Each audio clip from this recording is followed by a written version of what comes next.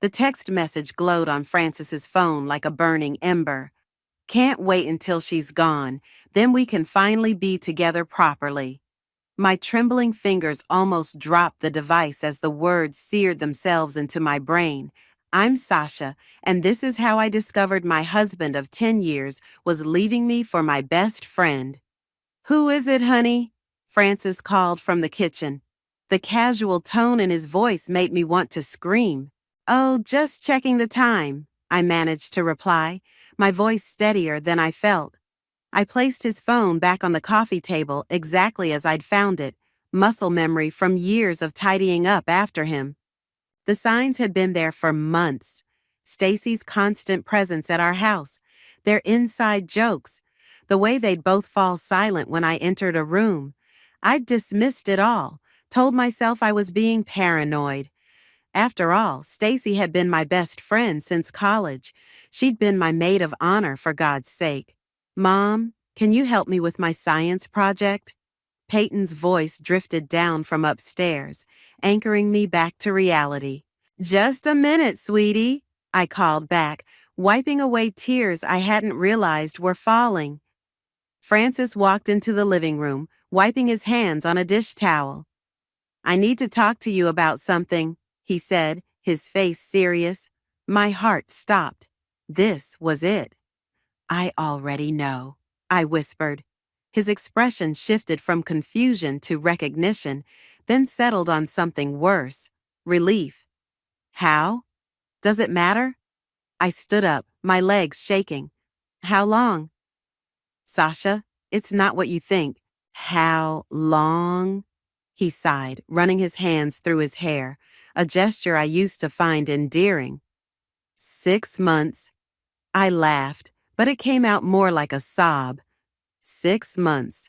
While I was planning Peyton's birthday party, while we were having Sunday dinners with my parents, while Stacy was helping me pick out curtains for our bedroom. I never meant to hurt you, he said, reaching for my arm. I jerked away. Don't touch me. Don't you dare touch me. Mom? Peyton appeared at the bottom of the stairs, her science project forgotten. Why are you crying? Francis moved toward our daughter. Princess, why don't you go back upstairs? No, I cut in. She deserves to know her father is leaving us for Aunt Stacy. The look of betrayal on my daughter's face would haunt me forever. The next few days passed in a blur. My parents arrived after Francis called them, but not to support me. No, they came to tell me how I should have seen this coming, how I'd been too focused on my marketing business, how I'd pushed Francis away. Honestly, Sasha, my mother said, stirring her tea in our kitchen, my kitchen, you can't expect a man to stick around when you're always working late. Mom, I worked late twice last month. Twice. I gripped the counter until my knuckles turned white. Meanwhile, your perfect son-in-law has been sleeping with my best friend since Christmas. Don't be crude, she snapped. Francis is a good man who made a mistake. And Stacy, well, these things happen. My father nodded sagely from his seat at the table. The important thing now is to handle this with dignity. Think about Peyton. I was always thinking about Peyton. She hadn't spoken to anyone since that night, just stayed in her room drawing picture after picture of our family, always tearing Stacy's face out when she appeared. That evening, my phone buzzed with a text from Stacy. Can we talk? I want to explain. Before I could respond, another message appeared. Francis and I are getting married. I'd really like your blessing. I stared at the phone, feeling something shift inside me. The hurt and betrayal crystallized into something harder, colder. They wanted my blessing? Fine. I'd give them a wedding they'd never forget. I opened my laptop and created a new folder titled Wedding Plans. But this wasn't for their wedding. It was for my investigation. Because that text I'd seen on Francis's phone, it wasn't just about their affair.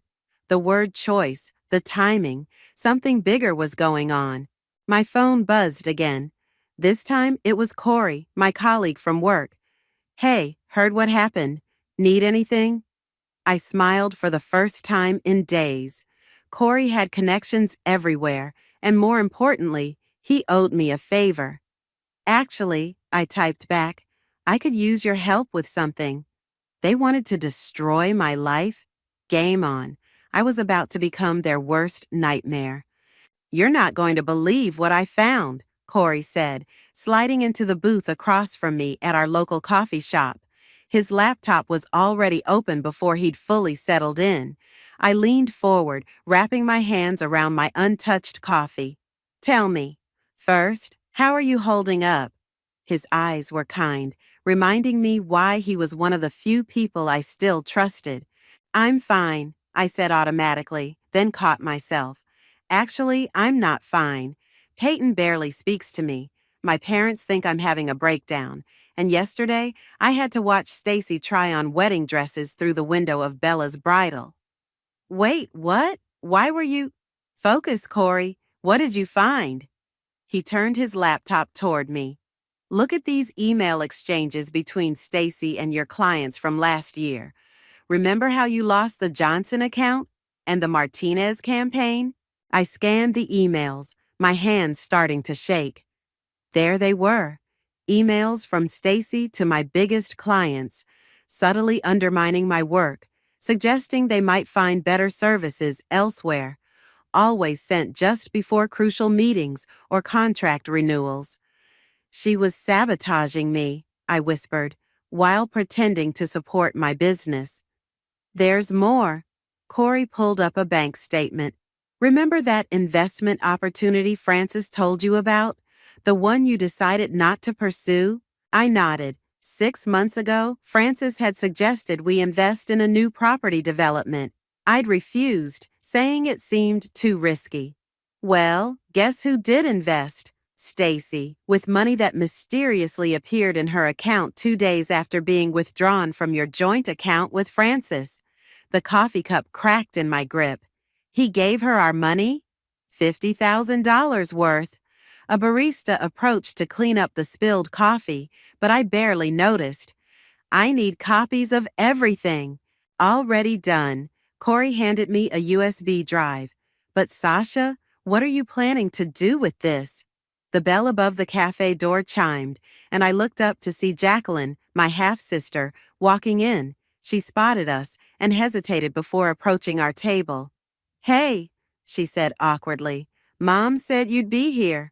Come to tell me how I drove Francis away? I asked bitterly. She slid into the booth next to me. Actually, I came to apologize.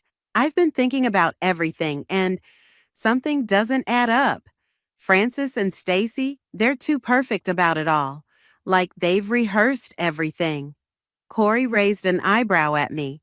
I nodded, and he turned the laptop toward Jacqueline. Oh my God, she breathed, reading through the emails. That bitch. Language, I said automatically, then laughed at the absurdity of correcting my sister's language while plotting revenge. What can I do to help? Jacqueline asked. Actually, I said, you're still invited to their engagement party next week, right? She nodded. I need you to keep your eyes open. Watch how they interact with the guests, especially Francis's business partners. Already on it, Corey interjected. I've been doing some digging into his company. There are some interesting patterns in their recent acquisitions. My phone buzzed, a text from Francis. Need to discuss Peyton's schedule for the wedding. Stacy thinks she should be the flower girl. Over my dead body, I muttered. Mom? Speaking of Peyton, she appeared beside our table with my neighbor who'd been watching her. Can we go home now? I gathered my things, hugging Corey and Jacqueline goodbye. As we walked to the car, Peyton took my hand, something she hadn't done in weeks. Mom, she said quietly, I heard Dad talking to Aunt Stacy yesterday when he picked me up. They were fighting about money. I helped her into the car, mind racing. Fighting how, sweetie? Aunt Stacy said something about promises, and Dad said he needed more time. They stopped when they saw me. That night, after putting Peyton to bed, I sat at my desk with the USB drive Corey had given me. As I dug deeper into the files, A pattern emerged. The sabotage of my business, the stolen investment money, they were just the tip of the iceberg. My phone lit up with a message from Jacqueline. "You won't believe what I just overheard. Call me ASAP." I dialed her number, heart pounding. Whatever Francis and Stacy were planning, they had no idea what was coming. Because while they were busy playing their perfect couple act, they'd forgotten one crucial detail. I had nothing left to lose. Well, almost nothing. I looked at Peyton's school picture on my desk and felt my resolve strengthen. I would protect her from their lies, even if it meant burning everything else to the ground. They did what? I gripped my phone tighter as Jacqueline's words sank in. "I'm telling you, Sasha, they've done this before. Remember Marcus from Francis's old firm? His wife didn't just leave him last year. Stacy was involved there too." I sat down heavily on my couch, memories flooding back. Marcus had been Francis's mentor until his sudden departure from the company. His wife had vanished shortly after, leaving behind a mess of fraud allegations that had destroyed his reputation. "But that's not even the worst part," Jacqueline continued. "I found documents in Dad's study. Francis has been manipulating company records, and Dad's signature is all over them." "Our father is involved in this?" "No, that's just it. Dad has no idea. I think Francis forged his signatures." A knock at my door made me jump. Through the peephole, I saw my mother standing there, perfectly coiffed as always. "I have to go," I told Jacqueline. "Mom's here." I opened the door and my mother swept in like she owned the place. "Really, Sasha, the garden is a mess. What will the neighbors think?" "I've been a little busy dealing with my husband leaving me for my best friend," I said dryly. She waved her hand dismissively. "About that," Francis called. "He's worried about your behavior. Following Stacy around, making accusations. This needs to stop." I pulled out my laptop. "Mom, I need to show you something." "I don't want to see your so-called evidence." She perched on the edge of the couch. "You need to accept that sometimes marriages end. Your father and I are being played for fools," I interrupted, turning the screen toward her. "Look at these signatures. Really look at them." She glanced at the documents, then did a double take. "These are your father's signatures on Francis's company papers. Except Dad never signed them, did he?" For the first time, I saw uncertainty cross my mother's face. "How did you get these?" "Does it matter? What matters is Francis has been forging Dad's signatures to authorize fraudulent transactions. And Stacy, she's helped him do this before." "Mom?" Peyton's voice came from the stairs. "Grandma?" My mother quickly composed herself. "Hello, darling. Shouldn't you be in bed?" "I can't sleep." Peyton came down, clutching her stuffed rabbit. "I keep having bad dreams about the wedding." I pulled her into my lap, shooting my mother a pointed look. "Want to tell us about it?" Aunt Stacy was wearing a black dress, and she was laughing while everyone was crying. Peyton buried her face in my shoulder. "And Dad wasn't Dad anymore." My mother's face softened. Perhaps we should discuss this further, Sasha. Not in front of Peyton, of course." After putting Peyton back to bed, I found my mother in the kitchen, going through the files on my laptop. Her hands were shaking. "There's more," I said quietly. "Remember the investment property Francis was so excited about?" She looked up sharply. "The one at the lake?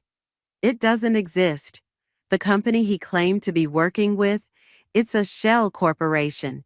Stacy's name is all over the paperwork, along with 3 other women's names, all from different cities, all connected to Francis's previous business ventures." My mother sank into a chair. "Your father needs to see this." "Will he believe it?"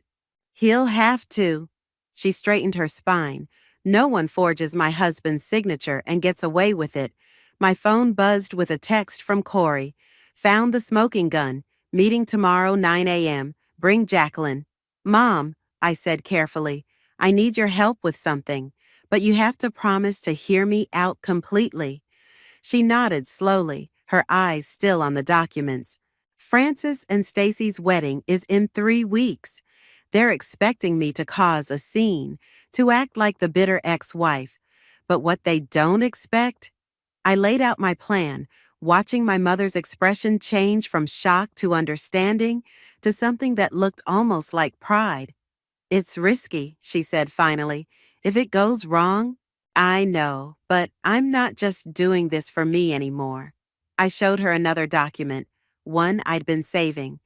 Look at what they're planning to do with Peyton's college fund. My mother's face hardened. Tell me what you need me to do. As she left that night, she hugged me for the first time since the separation. I'm sorry I didn't believe you, she whispered. I watched her car disappear down the street, feeling stronger than I had in weeks. Francis and Stacy thought they had everyone fooled with their perfect love story, but their house of cards was about to come crashing down, and I would make sure everyone was watching when it did. You need to see this. Corey slid an envelope across the cafe table. Inside was a stack of photos. Francis and a woman I didn't recognize, looking very intimate at what appeared to be a hotel bar. When were these taken? I asked, my coffee forgotten. Last week. Corey leaned forward. Her name is Rachel. She works for the same company Francis used to scam Marcus. Jacqueline, sitting beside me, grabbed the photos. But he's supposed to be marrying Stacy in 2 weeks. Exactly, Corey said. And here's where it gets interesting. Rachel, she's been transferring large sums of money into an offshore account, an account that traces back to Stacy. My hands started shaking. They're not just scamming me, they're scamming each other. There's more, Jacqueline added. Dad confronted Francis about the forged signatures yesterday. Want to guess what happened? He denied everything. Better, he blamed you, said you must have forged them out of revenge. I laughed bitterly. Of course he did. And Dad believed him? Actually, no. Jacqueline smiled. Dad may be old school, but he knows your handwriting. He's having his lawyer look into everything. My phone buzzed. A text from Stacy. Dress fitting tomorrow. Peyton needs to be there. Don't make this difficult. She's unbelievable, I muttered. Speaking of Peyton, Corey said, where is she? With Francis. It's his weekend. The words tasted bitter. He's taking her to lunch with Stacy's family. Just then, my phone rang. Francis's number. Hello? Mom? Peyton's voice was small and upset. Can you come get me? I was already grabbing my keys. What's wrong, sweetie? Dad and Aunt Stacy are fighting really bad. She keeps saying something about Rachel, and Dad's face got all red, and I'm on my way. Where are you? The new Italian place downtown. Mom, I'm scared. I mouthed, coming? To Jacqueline and Corey. They both nodded, gathering their things. We arrived at the restaurant 15 minutes later. Through the window, I could see Francis and Stacy in what looked like an intense discussion. Peyton was huddled in her chair, trying to make herself invisible. I walked in, head high. I'm here for my daughter. Francis stood up quickly. Sasha, this isn't your concern. Really? Our crying daughter isn't my concern? I turned to Peyton.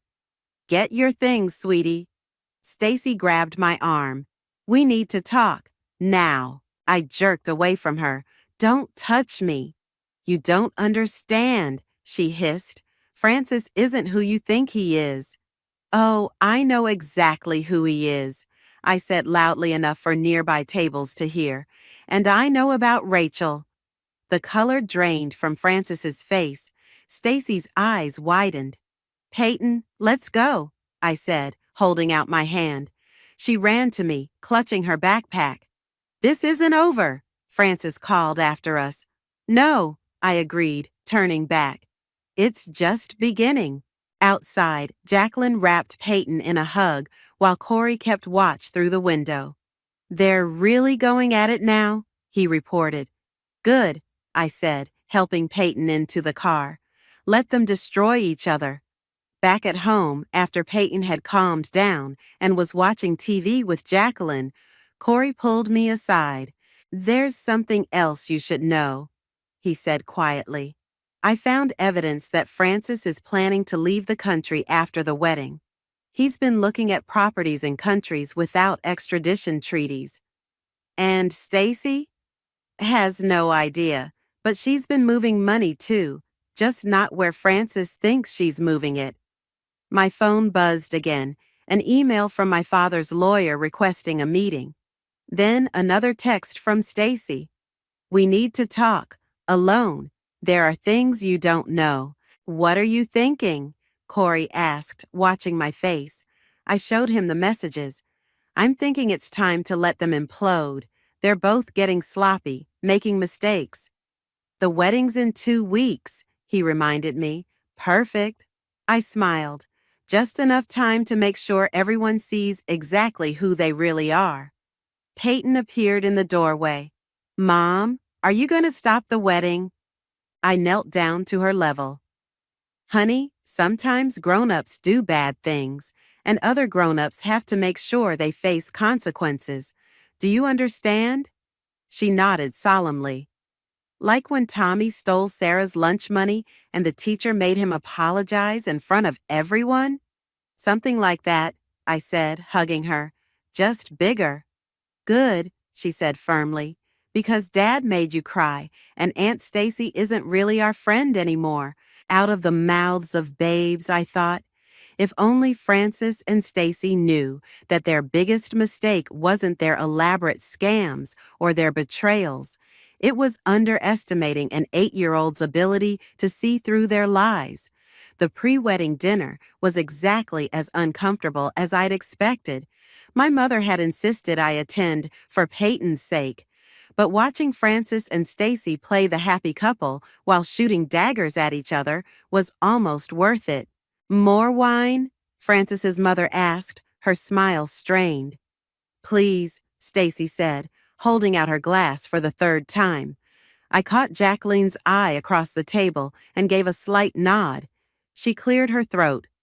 So, Stacy, tell us about the honeymoon plans. Francis mentioned Bali. Stacy's fork clattered against her plate. Bali? No, we're going to the Maldives. That's not what Francis told his investment partners. Jacqueline continued innocently. Right, Dad? Our father looked up from his meal. He was quite specific about Bali. Something about property investments. The tension in the room thickened. Francis loosened his collar. Property investments? Stacy turned to Francis. You never mentioned any investments. It was meant to be a surprise, darling, Francis said smoothly, but I caught the warning glance he shot at my father. Speaking of surprises, my mother interjected, Stacy, dear, wasn't that Rachel at your dress fitting yesterday? Such a lovely woman. I nearly choked on my water. Corey had staged those photos perfectly. Stacy's face went pale. Who? Rachel, my mother continued, the picture of innocence. Tall, blonde, she seemed to know Francis quite well. Excuse me. Stacy pushed back from the table. I need some air. Francis stood to follow her, but Peyton grabbed his sleeve. Dad, you promised to look at my science project before dessert. Not now, Princess. But you promised. Her lower lip trembled. We'd practiced that look for hours. While Francis was distracted, I slipped out after Stacy. I found her in the garden, frantically typing on her phone. Trouble in Paradise? She spun around. What are you playing at, Sasha? Me? I'm just enjoying this lovely dinner. You're the one who seems nervous. I know what you're doing, she hissed, trying to cause problems between Francis and me. It won't work. I pulled out my phone and showed her the photos of Francis and Rachel. Really? Because it seems to be working just fine. Her face crumpled for a moment before hardening. You don't understand. I had to do it. Francis, he's not who you think he is. Oh, I know exactly who he is, just like I know about the offshore accounts, Stacy. Both sets of them. She grabbed my arm. Listen to me. Francis is planning something big. After the wedding, everything okay out here? Francis appeared in the doorway, his voice tight. Fine, Stacy said quickly. Just getting some wedding advice from the expert. Back inside, Peyton was showing everyone her science project, a detailed presentation about cause and effect. And this is what happens when you mix vinegar and baking soda, she explained, pointing to a photo of an erupting volcano. Just like secrets, I added. Put enough pressure on them, and eventually, Francis's mother cleared her throat. Perhaps it's time for dessert. Actually, my father stood up. Francis, could we discuss something in my study about those signatures? I watched them leave, counting silently. 3, 2, 1. He's going to ruin everything. Stacy suddenly burst out, the wine finally loosening her tongue. All these months of planning, and he's going to take everything. The room fell silent. Take what, dear? Francis's mother asked. Stacy's eyes darted around the room, realizing her mistake. I mean, my phone buzzed, a text from Corey. Documents delivered to the SEC. Timeline moved up. Get ready. Stacy, I said calmly, would you like to tell everyone about the money, or should I? What money? Several voices asked at once. But before Stacy could respond, we heard shouting from my father's study. The door burst open and Francis stormed out, his face red. We're leaving. He grabbed Stacy's arm. Now.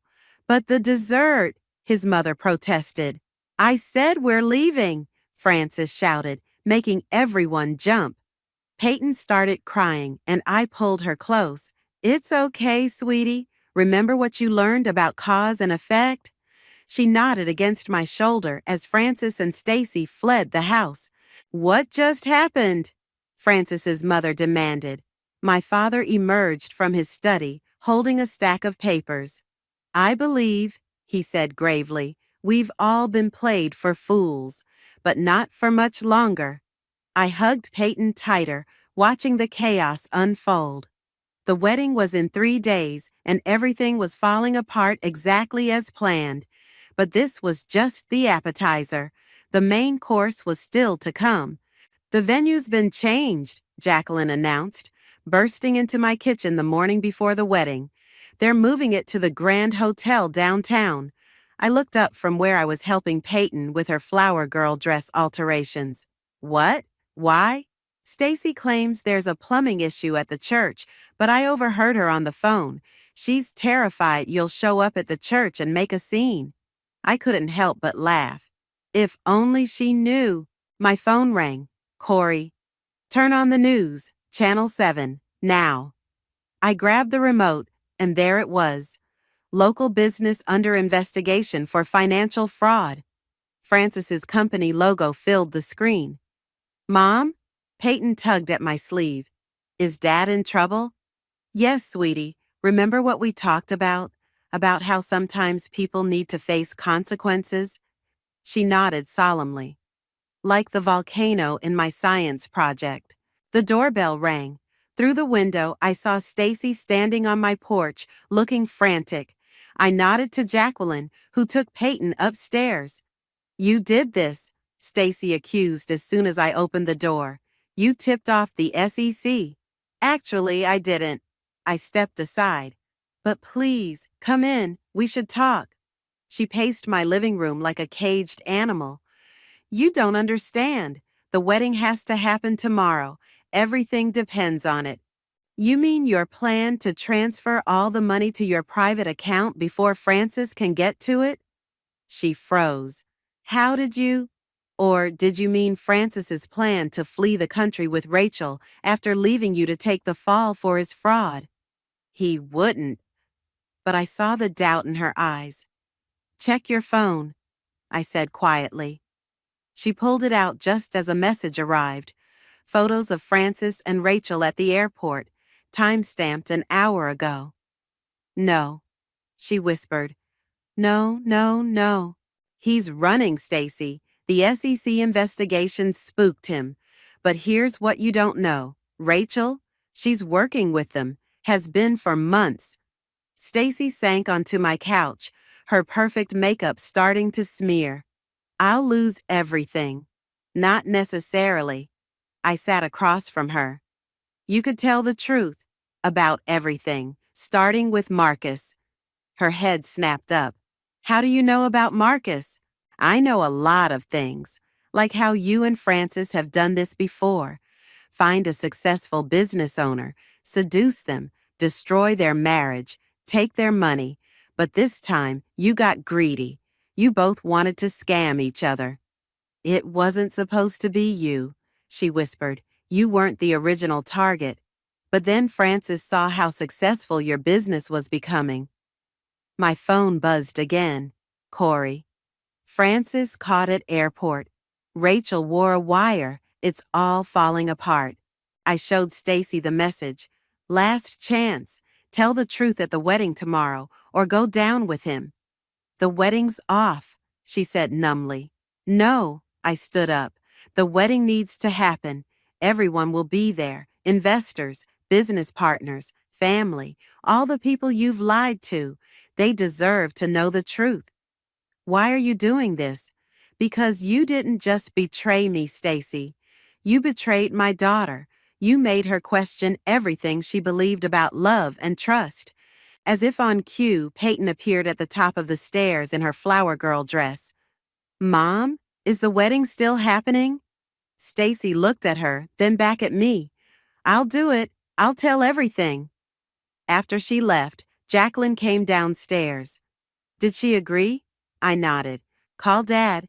Tell him to make sure all the investors show up tomorrow. And call Corey. We need those documents ready.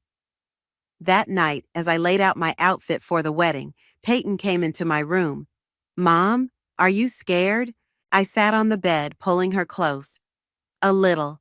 But sometimes being brave means doing scary things, because they're right. Like when you let me get back on my bike after I fell? Exactly like that. I kissed her forehead. Now get some sleep. Tomorrow's going to be a big day. After she left, I checked my phone one last time. A message from my father. Francis made bail. Wedding still on. Security arranged. Another from Corey. Everything in place. Rachel cooperating fully with authorities. And finally, one from Stacy. I'm sorry for everything. See you tomorrow. I looked at my reflection in the mirror. The woman staring back wasn't the same person who had discovered that text message on Francis's phone all those weeks ago. She was stronger now, wiser. Tomorrow, Francis and Stacy's perfect facade would crumble in front of everyone they'd ever deceived. But for me, it wouldn't be about revenge anymore. It would be about justice, about truth, about showing my daughter that sometimes the best way to heal isn't to hide from pain, but to face it head on. I turned off the light, ready for whatever the morning would bring. The Grand Hotel's ballroom buzzed with tension. I sat in the back row watching Francis fidget at the altar. He kept checking his phone, probably wondering why Rachel wasn't answering his messages. Everything set? Corey whispered, sliding into the seat beside me. I nodded. SEC agents? In position, exits covered. The wedding march began and Peyton started down the aisle, dropping rose petals with mechanical precision. She caught my eye and gave a tiny nod, our secret signal. Then came Stacy, floating down the aisle in white. She looked perfect, except for the slight tremor in her hands as she clutched her bouquet. Dearly beloved, the officiant began, but before he could continue, the ballroom doors burst open. I object, Rachel strode in, followed by two men in suits. And so does the Securities and Exchange Commission. Francis's face went from red to white in seconds. What is this? This, Rachel held up a folder, is evidence of your fraud, Francis. dating back 3 years, across 4 states. Gasps rippled through the crowd. I saw my father stand up, positioning himself near the side exit. Stacy, Francis turned to his bride. Did you do this? She stepped back from him. No, Francis, but I'm done lying. She faced the crowd. Everything you're about to hear is true. I helped him do it. All of it. Shut up.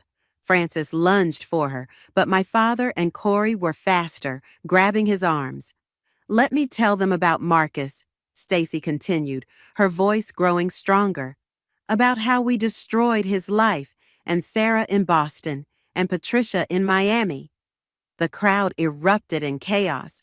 I saw Francis's mother faint, while his father stared in horror. You think you're so clever? Francis snarled at Stacy. Tell them about the money you stole, about your own offshore accounts. Already done, Rachel said, holding up her phone. She confessed everything yesterday, wearing a wire. I stood up. Francis, remember when you told me I worked too much? That I was neglecting our marriage? It was all a setup, wasn't it? You needed me distracted while you and Stacy drained my accounts. Mom? Peyton's small voice cut through the chaos. Is it over now? The room fell silent. Francis looked at our daughter, really looked at her, perhaps for the first time in months. Peyton, he started. Save it, I cut in. She knows everything. We showed her the evidence, explained it in terms she could understand. She knows exactly what you and Stacy did. You involved our daughter in this? He spat. No, you involved our daughter when you decided to destroy our family for money. The SEC agents moved forward. Francis, you're under arrest for securities fraud, wire fraud, and conspiracy to commit fraud. You can't prove anything, he shouted, struggling against my father and Corey. Actually, Stacy stepped forward, we can prove everything. She opened her purse and pulled out a USB drive. Every transaction, every email, every conversation. I kept records of everything. Francis lunged at her, breaking free from his restraints. But before he could reach her, Peyton stepped between them, her flower basket upturned at his feet. Don't hurt anyone else, Dad, she said firmly. He froze, staring at our daughter standing there in her flower girl dress, protecting the woman who had helped destroy our family, but was now helping to serve justice. The SEC agent seized the moment, handcuffing Francis. As they led him away, he turned back one last time. Sasha, you've ruined everything. No, I said calmly, taking Peyton's hand. You did that all by yourself. Stacy approached me, tears streaming down her face. I know it means nothing now, but I am sorry, truly sorry. You're right, I replied. It means nothing. But testifying against him? That means something. The ballroom slowly emptied, shell-shocked guests filing out as reporters began arriving. My mother appeared at my side, wrapping an arm around Peyton. Let's get you out of that dress, sweetheart, she said softly. I watched them go, then turned to Corey and Jacqueline. Thank you, both of you. Are you okay? Jacqueline asked. I looked around the decorated ballroom, the flowers, the ribbons, all the trappings of what was supposed to be a perfect wedding. You know what? I actually am. Rachel approached us, holding her SEC badge. We'll need you to come in tomorrow to make a formal statement. I nodded. I'll be there. All of us will. As we left the hotel, photographers snapped pictures of Francis being led to a police car, of Stacy being escorted by federal agents, of the chaos they'd created finally catching up with them. But the only photo I cared about was the one Jacqueline took moments later. Peyton and me, walking away from the hotel, hand in hand, heading toward whatever came next. The morning sun streamed through my office windows as I reviewed the final settlement documents. My father sat across from me, pride evident in his eyes. The judge's ruling came in, he said, sliding a paper across my desk. Francis took a plea deal, 15 years. And Stacy? 5 years, reduced sentence for cooperation. She's already transferred back all the money she took from your accounts. My phone buzzed. A text from Corey. Turn on the news. I flicked on the office TV to see Rachel giving a press conference outside the courthouse. This case represents one of the largest fraud schemes we've uncovered this year, she was saying. Thanks to the courage of those who came forward. Mom! Peyton burst into the office, waving a paper. I got an A on my science project. The teacher said my presentation on cause and effect was the best in class. I hugged her tight, breathing in the scent of her strawberry shampoo. I'm so proud of you. Mrs. Martinez is here to see you, my assistant called from the doorway. I smiled. Mrs. Martinez had been one of my biggest clients before Stacy's sabotage. Send her in. Sasha, she greeted me warmly. I've been following the news. I had no idea. I'd like to bring my business back to you if you'll have it. I'd be honored. My father stood up. Come on, Peyton. Let's get ice cream while your mom works. After they left, I opened my laptop to find an email from Marcus's wife. Thank you, it read. Because of your evidence, they're reopening Marcus's case. His name will finally be cleared. The door opened again, and Jacqueline walked in with coffee. Guess who just called? The reality show American Justice wants to do an episode about the case. I laughed. Hard pass. That's what I told them. She sat down. How are you really doing? Watch this, I said, pulling up my business's financial reports. We've doubled our client base since the story broke. Turns out people appreciate honesty in business. And personally, I looked at the family photo on my desk, now updated to show just Peyton and me, both of us smiling genuinely. We're healing. Peyton's therapist says she's processing everything in a healthy way. She's even helping other kids at school deal with their parents' divorces. Like mother, like daughter, Jacqueline smiled. My phone rang. Corey again. The FBI wants to talk to you. They think Francis and Stacy might have had other accomplices in different states. Tell them I'll help however I can, I replied. But right now, I have a client meeting to prepare for. After hanging up, I walked to my office window, looking out at the city below. My reflection showed someone different from the broken woman who'd discovered that text message on Francis's phone.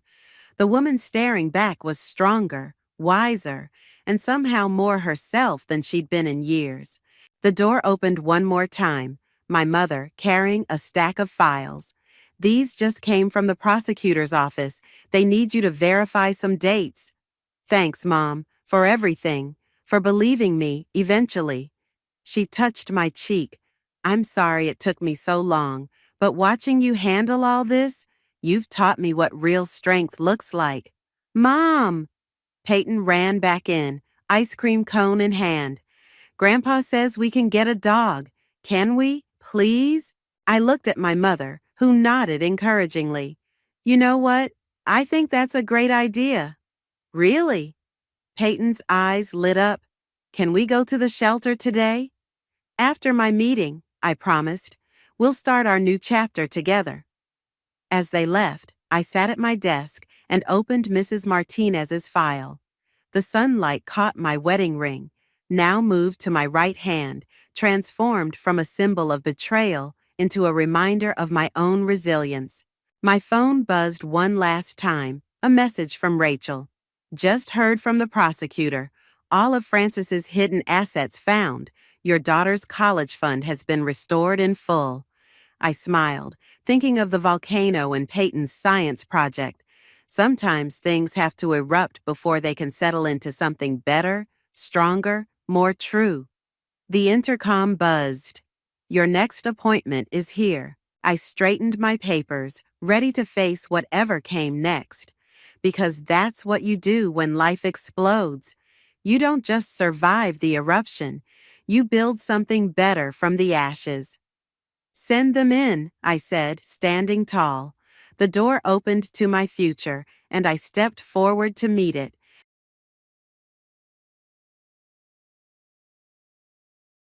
In the autumn of 2024, as the sweet fragrance of osmanthus wafted through the air, another ordinary morning began in a stately white colonial mansion in the Newton district of suburban Boston. The house, situated in the quiet residential area of Chestnut Hill, was one of the most beautiful in the neighborhood, with its well-maintained front garden blooming with colorful New England asters. "Hannah, it's time to go."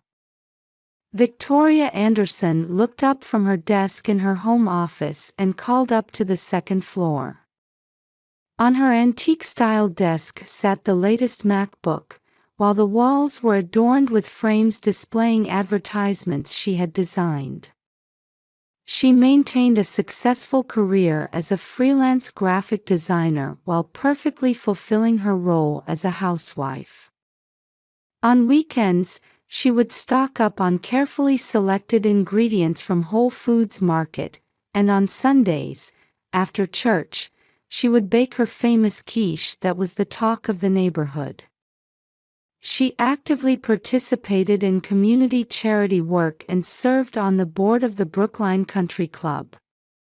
To everyone else, she appeared to be living an enviably ideal life.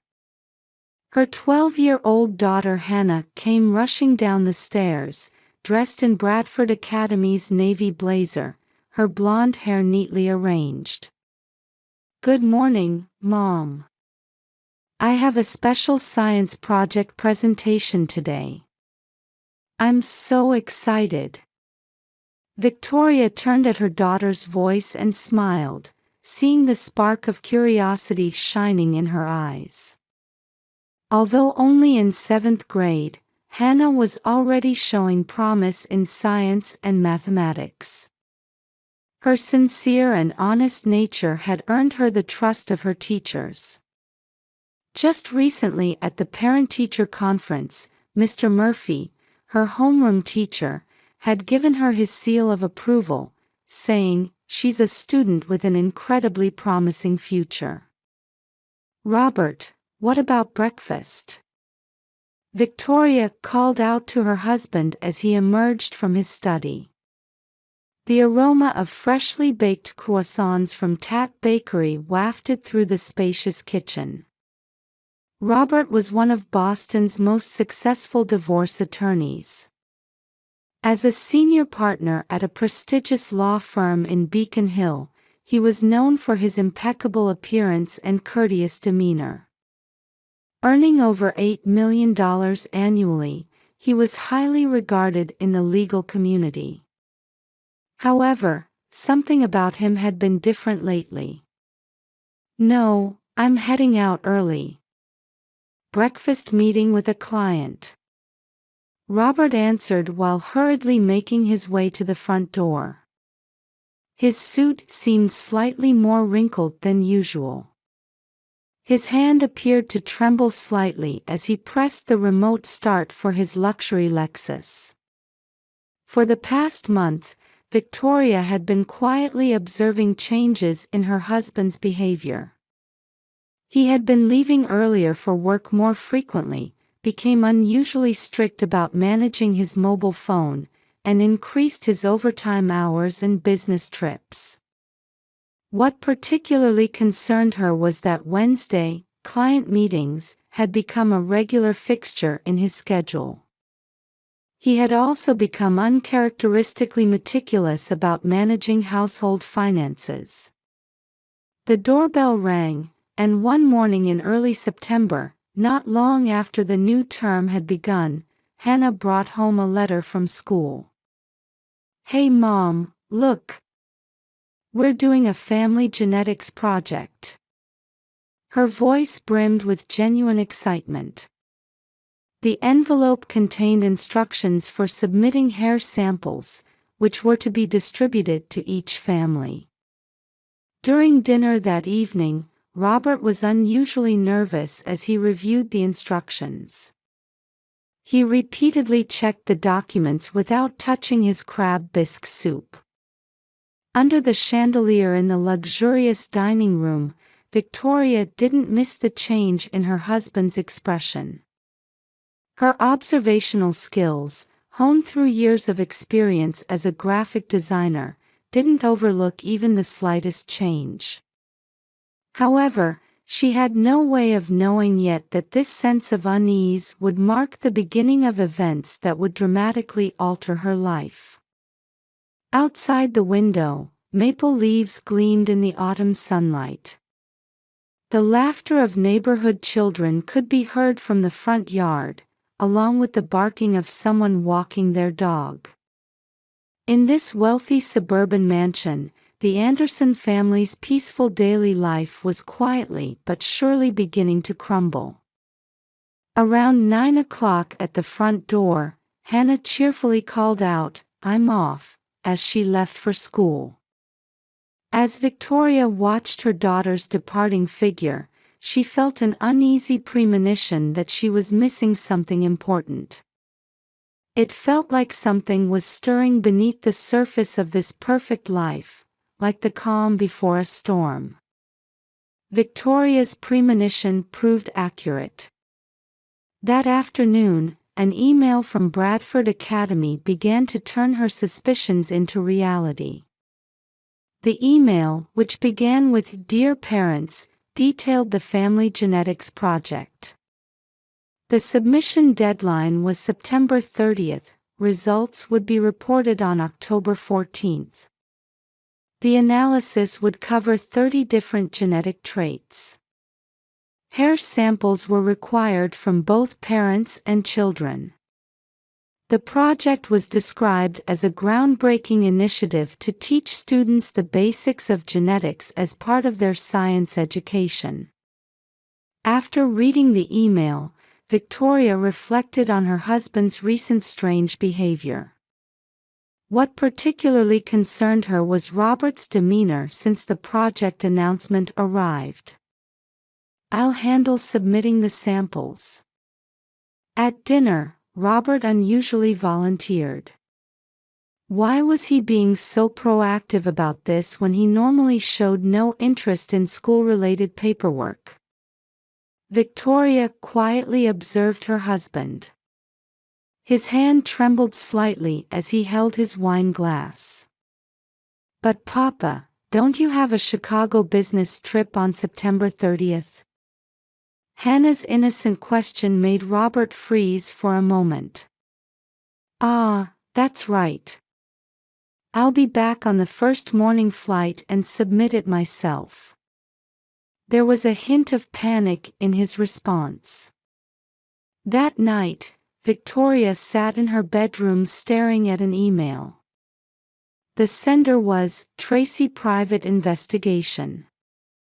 The first report from the investigation she had commissioned in mid-August had arrived. The attached photographs showed Robert. The location was Providence. The truth about his Wednesday client meetings was gradually coming to light. Victoria's investigation entered a new phase. Detailed review of bank records. History of suspicious transfers. And the installation of security cameras.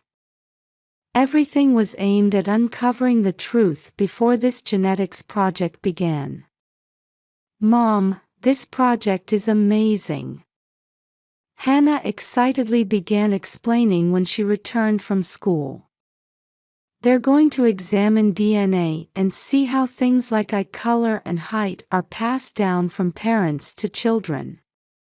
As Victoria watched her daughter's innocent smile, she steeled herself for what was to come. The high-performance camera she had installed in the garage had already captured certain footage. Early morning on September 30th, Robert's suspicious movements as he replaced something. And then came the fateful day of October 14th. At dusk, Hannah returned from school in an excited state. In her hands was the genetics project results report. In that moment, Victoria intuitively knew her life was about to change dramatically. "Papa, look!" But something strange. Hannah's voice echoed through the quiet living room.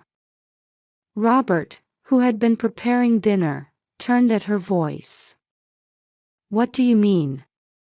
"My genes don't match with yours, Papa." "Isn't that weird?" At that moment, the air in the living room froze. The color drained from Robert's face. And his anger was immediately directed at Victoria. "Did you do something? Don't you have some explaining to do?" Robert's voice trembled with barely contained rage. However, Victoria's expression remained perfectly calm. She slowly reached for the kitchen counter drawer and pulled out a folder.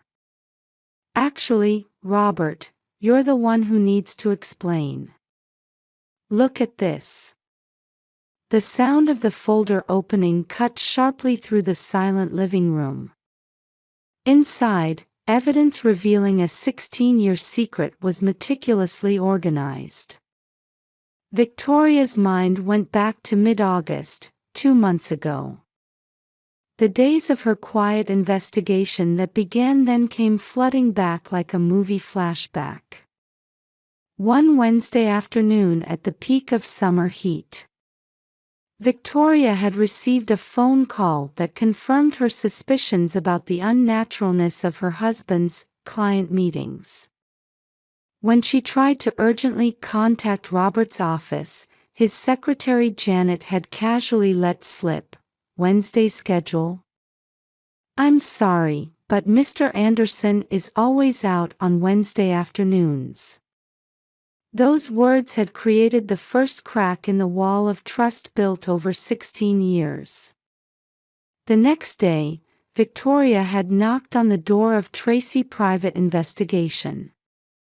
Maria Tracy, the female detective who received her, was known as a specialist in divorce cases. Ironically, Robert himself had once praised her abilities. "I understand your request," Maria continued in a calm voice while taking notes. "We'll begin with basic surveillance, focusing on the Wednesday behavior patterns." In late August, the first report arrived. The photos captured Robert heading to the East Side district of Providence. A quiet residential area. A historic red brick house. And the back view of an unfamiliar woman greeting him. As September began, Victoria's investigation expanded to bank records. The existence of an account that Robert managed in complete secrecy, separate from their joint accounts, came to light. Regular transfers had been made from this account for 16 years. The destination was the SM Education Trust Fund. In addition to monthly living expenses, annual tuition payments of $50,000 were being made. The name, Sarah Mitchell, emerged in mid-September. 42 years old. A woman who had originally worked as a legal assistant at Robert's firm. And she had a 15-year-old son, Jeremy Mitchell. His date of birth coincided exactly with the period when Robert had stayed in Providence for 2 weeks on a business trip. Victoria had secretly upgraded her home security system as well. She installed the latest AI-equipped security cameras at the entrance, Hannah's study room, hallway, and garage. All footage was set up to be transmitted to her smartphone in real time. The camera image quality is phenomenal. The technician who installed them gave his seal of approval. You can clearly see facial expressions even at night. And the decisive footage was captured at 6 a.m. on September 30th. Robert was supposed to be on a business trip to Chicago. However, the security camera clearly recorded him sneaking into Hannah's study room. His unnatural movements as he took out the hair samples that should have been in the designated envelope and replaced them with something else. The envelope was addressed to Bradford Academy Genetics Project Office. Victoria's investigation continued into an even darker abyss. Family photos in Providence. The son's birth certificate. The contract for the second home. 16 years of transfer records. School tuition payment records. The existence of hidden accounts. And most decisively, the security camera footage of the hair sample switch and photos of a boy who looked exactly like Robert. The evidence of attempted DNA test tampering was perfectly assembled. Throughout this process, Victoria had dealt with various emotions. Anger, sadness, the pain of betrayal. However, stronger than all of these was her maternal determination to protect Hannah, who had the right to know the truth. Tampering with DNA test results would constitute a crime, Maria pointed out with a stern expression. Especially falsifying documents submitted to educational institutions is a serious offense. Victoria nodded silently. She had already anticipated the developments that would follow once this truth came to light. The anonymous email consultation with a Harvard law professor had received a clear response. In this case, with proof of misconduct, the compensation claim could significantly exceed the usual 40% of assets. The preparations to confront the truth were perfect. All that remained was to wait for the moment. Victoria took one final look at the evidence compiled in the folder. It contained a detailed record of 16 years of double life. "Mom, these results are strange, right?" Hannah's innocent voice brought Victoria back to reality. She met her daughter's pure gaze and quietly opened the folder. A silence fell over the Anderson mansion. Outside, the setting sun dyed the autumn trees red, and maple leaves danced in the breeze, slowly settling in the front yard as if watching over this family's upheaval. Despite the beautiful autumn scenery, an unbearable tension filled the room. Robert's eyes were bloodshot, like those of a cornered animal. His perfect lawyer's mask was falling away in an instant. Victoria opened the folder with steady hands. Inside, 16 years of truth was carefully organized in chronological order. First came the basic evidence.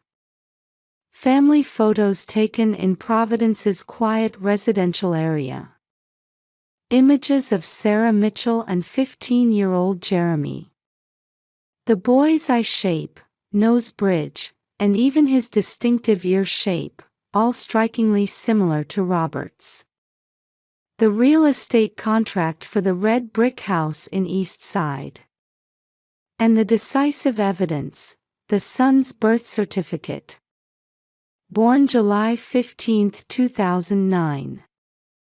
Victoria quietly read the date. The time you were staying in Providence for 2 weeks. Robert's face turned pale. He tried to find words to refute but couldn't in the face of the mounting evidence. The economic evidence page showed 16 years of transfer records neatly arranged. $5,000 monthly for living expenses. $50,000 annually for the son's private school tuition. special transfers for Christmas and birthdays. All payments went to the SM Education Trust Fund. The total amount had well exceeded $1 million. A hidden account at Rhode Island State Bank. The PIN is your son's birthday. Robert was left speechless at Victoria's calm voice. But this was just the beginning. Turning to the next page revealed high-resolution stills extracted from the security camera footage of September 30th early morning. At 6 a.m., when he was supposed to be on a business trip to Chicago, Robert sneaking into Hannah's study room. Carefully removing the original hair sample and replacing it with another. It was clear that this other was Jeremy's hair. You attempted to tamper with the DNA test. This is a crime, Robert. At these words, Robert's knees gave way. He collapsed onto the expensive leather sofa. Why did you investigate so thoroughly? His voice had completely lost its former dignity. Victoria opened the next page. There were consultation records from a renowned Massachusetts family law specialist. Attempting to tamper with DNA test results, especially fraud against an educational institution, constitutes a serious crime. Moreover, the discovery of a 16-year double life is an extremely important factor in calculating compensation. As a legal expert, Robert understood this meaning all too painfully. All color had drained from his face. If I submit this to the police, you'll lose your law license. Victoria's voice was ice cold. At that moment, Hannah spoke up in an anxious voice. Mom, Dad, what does this mean? Victoria turned to her daughter and smiled gently. Hannah, we need to talk. You have a right to know. However, the opportunity for that explanation came in an unexpected form. The doorbell rang, and there stood an unexpected visitor. A 15-year-old boy. Jeremy Mitchell, with features strikingly similar to Robert's. Dad, there's no need to hide anymore. The boy's voice was surprisingly calm. And behind him stood Sarah Mitchell. The living room was again enveloped in deep silence. The chandelier light illuminated each of their expressions. Robert's destroyed dignity, Victoria's resolute attitude, Hannah's confused expression, and Jeremy's determined gaze. At this moment, the Anderson family's peaceful daily life completely collapsed. However, it was also the beginning of a new life based on truth. Outside, dusk was deepening. Maple leaves danced in the wind, slowly accumulating in the front yard as if watching over this family's upheaval. Robert's plan had completely failed. His despicable strategy of trying to cover up his affair by casting suspicion on his wife. His attempt to tamper with evidence using his son's hair. All of it had been revealed through Victoria's calm investigation. And now, with nowhere to run, he had no choice but to accept the truth. Dad, was our relationship a lie?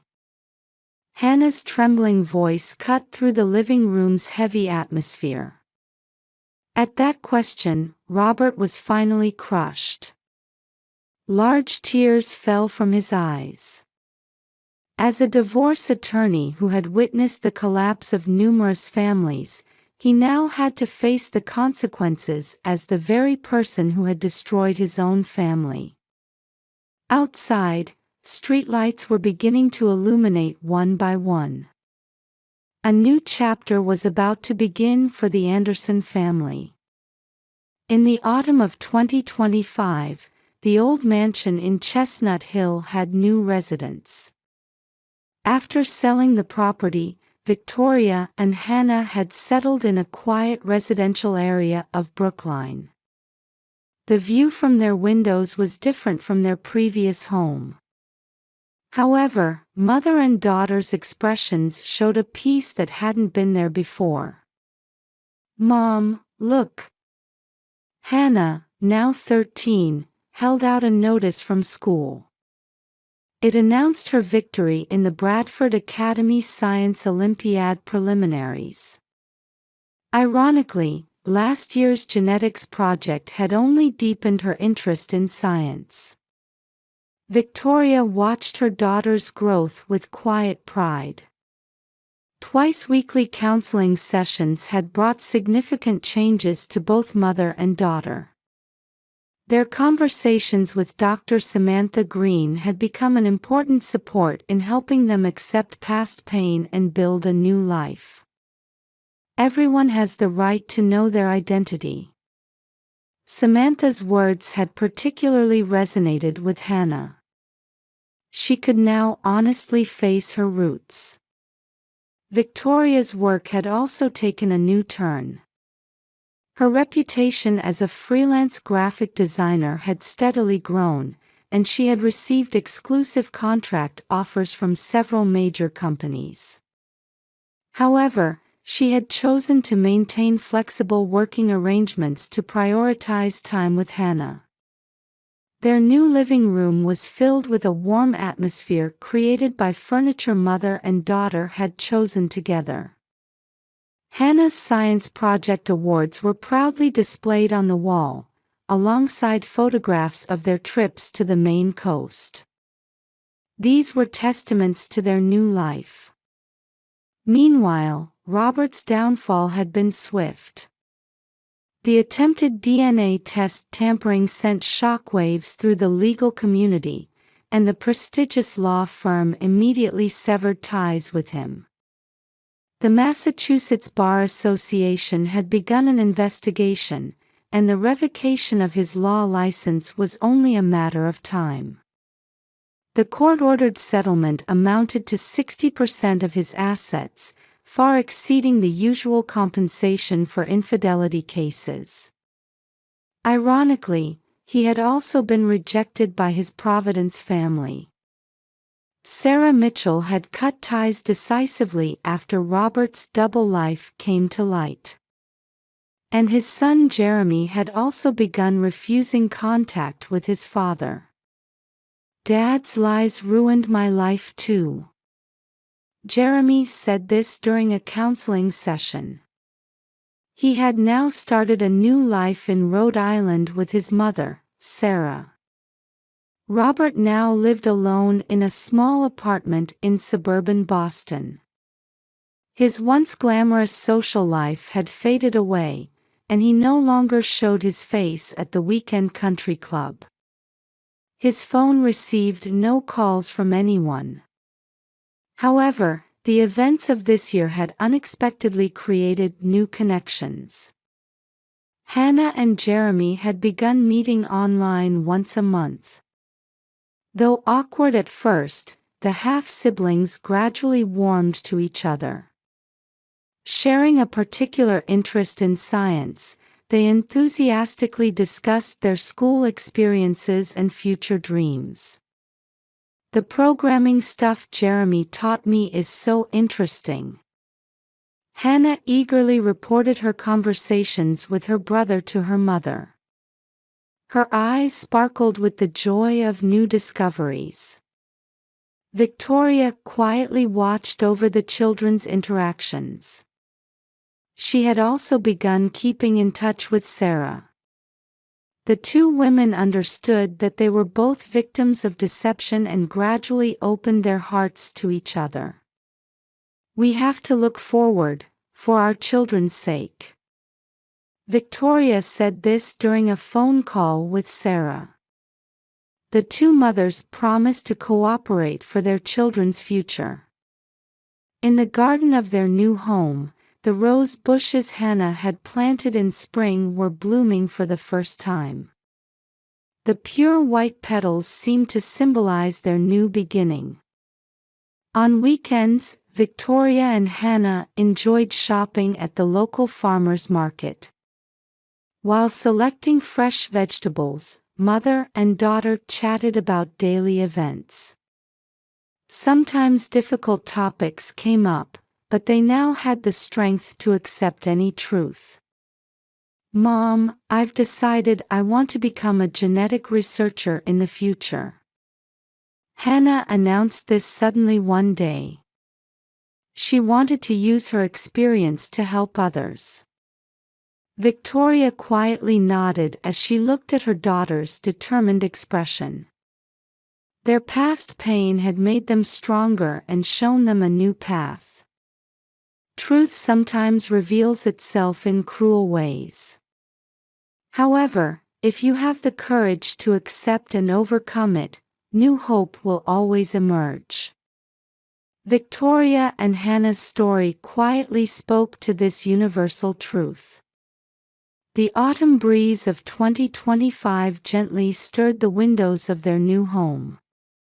There, a new daily life unfolded for mother and daughter, who had accepted the weight of the past while finding hope for the future.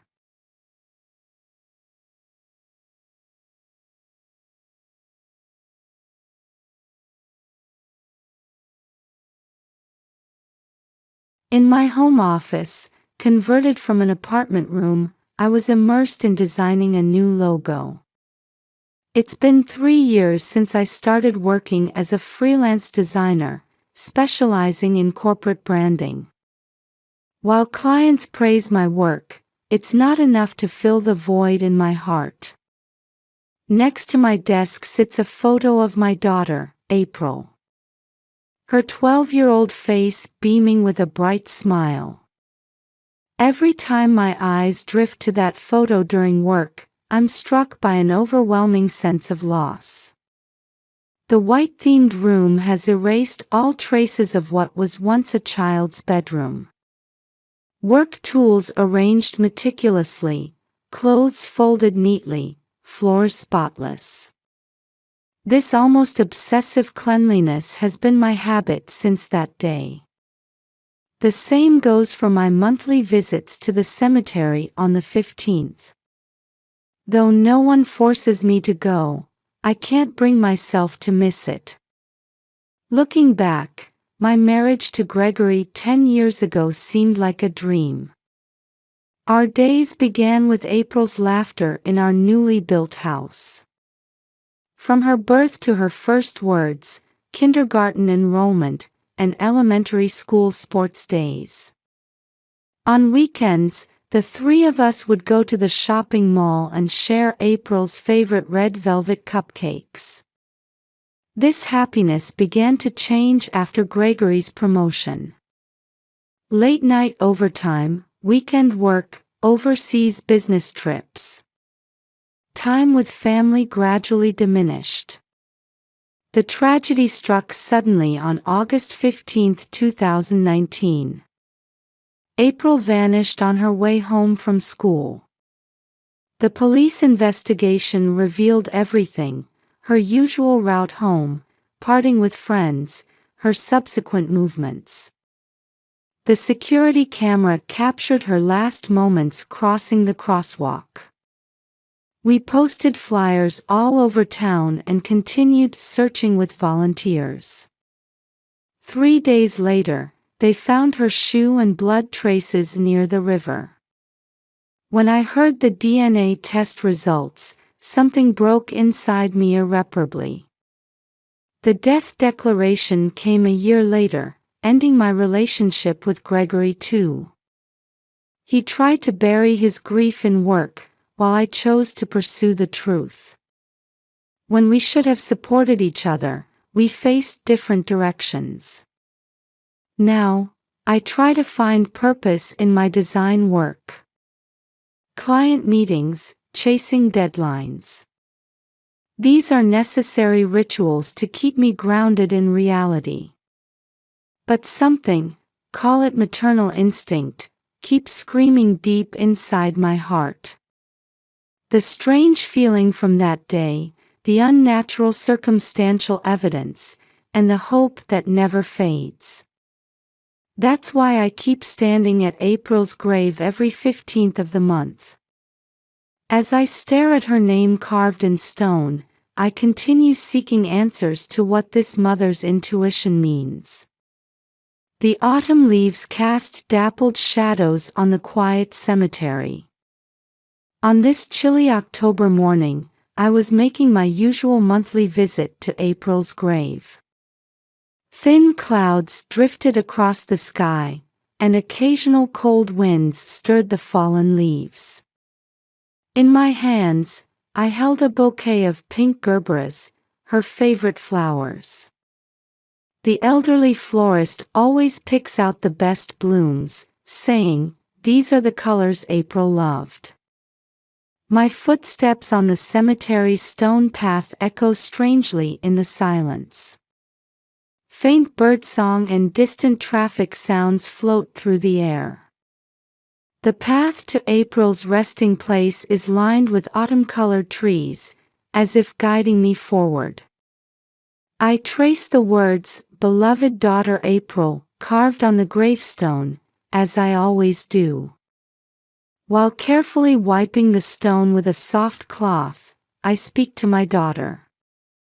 "Mama's here again today." Deep sorrow wells up with those words. My distorted reflection shows in the stone's surface as I wipe it. "You know, April, I made toast with strawberry jam this morning, your favorite." When I smelled the bread toasting, I could almost hear you running in saying, "That smells so good." My voice trembles. The lady at the ice cream shop you used to visit on your way home from school still remembers you. She asked, "How is that lovely young lady doing?" I arranged the fresh flowers in the cleaned gravestone vase, replacing the old ones and changing the water. The morning sun shines through the small vase, making the water sparkle. These repeated monthly actions have become my ritual. My hands move with deep love as I work silently. The grief of losing my daughter hasn't diminished at all in these 5 years. If anything, as time passes, I feel the magnitude of her absence more acutely. That's when I noticed something was different. There was something white visible behind the gravestone. At first, I thought it was just paper blown by the wind, but looking closer, I saw it was an envelope. It was wedged in securely. This wasn't something that had landed there by chance. Someone had deliberately placed it there. I caught my breath. What was this strange feeling? The back of the gravestone, a place I never look at normally. Why had my eyes been drawn there today? As if something was guiding me. My hands are shaking. This envelope, who? I look around, but there's no one in sight in the early morning cemetery. Only the sound of wind breaks the silence. My fingertips feel ice cold as they touch the envelope. A chill runs down my spine. This is a premonition that something big is about to change. The daily routine that hasn't changed in 5 years feels like it's about to crumble. This intuition makes my whole body tremble. Taking a deep breath, I slowly remove the envelope. There's nothing written on the outside. A pristine envelope without a single crease. My hands shake uncontrollably as I try to open it. My heart pounds so hard I can hear my pulse in my ears. But there's no turning back now. When I break the seal, a single photograph falls out. At first, I couldn't comprehend what I was seeing. My mind refused to accept the reality before my eyes. The photo shows April. Unmistakably, my daughter. But this isn't her from 5 years ago. She's grown taller, with longer hair. While retaining traces of her younger self, she's clearly matured. Wearing a simple white dress, with the same smile as before. And most crucially, the date on the photo, just 1 week ago. On the back, in my daughter's familiar handwriting, to Mom. I am alive. Each stroke of that handwriting shakes my heart violently. April's distinctive way of writing. There's no mistake, these are her letters. The photo slips from my hands. My knees nearly give out, and I have to lean against the gravestone for support. April is alive. My voice sounds distant, as if coming from far away. It feels like a dream, a moment devoid of reality. Strength drains from my entire body. Still, I desperately try to grasp the reality before me. Is this real, or is it a hallucination born from grief? I try to understand the situation with my confused mind. Is the photo real? Is this a cruel prank? But that handwriting is undeniably April's. The maternal intuition I've trusted for 5 years screams that this is the truth. Various thoughts swirl in my head. Standing up on trembling legs, I look around once more. Is anyone watching, monitoring? This discovery can't be known. Yes, I can't go to the police right away. If April really is alive, my actions might put her in danger. From years of experience, I know the police won't act quickly. Stay calm. I need to think calmly. I take a deep breath. Yes, that private detective agency. I remember the newspaper article from 6 months ago. A former police officer specializing in missing persons cases. In his eyes, as shown in that article, I saw a strong determination to pursue the truth. He would understand this situation. Carefully placing the photo in my bag, I look once more at April's name. I'll find you, I promise. This time, I'll protect you no matter what. With those words of promise, new hope and anxiety churned violently in my chest. Even after leaving the cemetery, my hands wouldn't stop shaking, and my fingers gripped the steering wheel with painful force. April's message. It was about to change my life dramatically. I took out my smartphone and opened the newspaper article I'd saved 6 months ago. Former detective leads resolution of complex disappearance cases. I entered the detective agency's address into my car's navigation system. The office was located slightly outside the city center. 5th floor of an aging office building. A simple nameplate reading, Tom Riley Detective Agency, was the only indication of what lay behind the door. When I opened it, a faint coffee aroma wafted out. After being shown to the reception room, I waited for 10 minutes. The well-worn leather sofa quietly embraced my tension. The photo in my handbag felt hot enough to burst into flames. Sorry to keep you waiting. I turned toward the low, calm voice to find a middle-aged man with a gentle expression standing there. Tom Riley.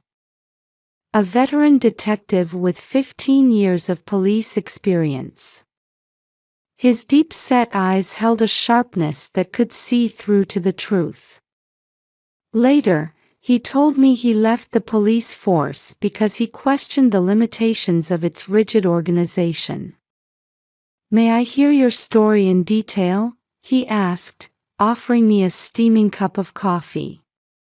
With trembling hands, I took out the photo and letter from my bag. Every movement was accompanied by deep tension. This might be my last chance.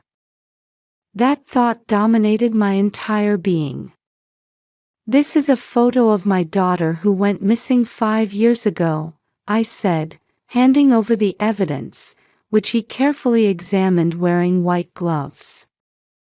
"The police declared her dead, but I found this behind her gravestone this morning." My voice shook with tension as I tried to control my emotions. Riley held the photo up to the light, thoroughly examined the glue residue on the envelope, and carefully observed the handwriting. His meticulous work revealed his experience as a former investigator. He chose his words carefully, observing minute details under a special light. "I believe this is my daughter's writing." He nodded deeply at my words. "This case has been bothering me for a while. I've read the investigation records from back then. There are too many unnatural points." My heart raced at his words. Finally, someone understood my suspicions. Contact with Gregory was handled with extreme caution. Direct contact was avoided while Riley began gathering information from the periphery. His investigation methods were thorough. Security camera footage, bank transaction records, phone records. He was approaching the truth from 5 years ago from every angle. There was nothing unnatural about his behavior. However, Riley showed me a photograph. The monitor displayed an image of Gregory talking with a woman. It was surveillance camera footage enhanced through advanced image processing. "This is Vanessa Clark. She joined his company as a subordinate 5 years ago." I caught my breath. Indeed, Gregory's behavior had started to change just before the disappearance, right after she appeared. Perfect appearance and fashion sense. Model-like figure. And a mysterious charm that captivated those around her. Riley's investigation turned toward Vanessa's past. She held yoga instructor credentials and taught alongside her corporate career. Her social media was filled with posts showing a sophisticated lifestyle. But beneath that perfect surface lurked inexplicable shadows. There are regular large deposits to her bank account, separate from her salary.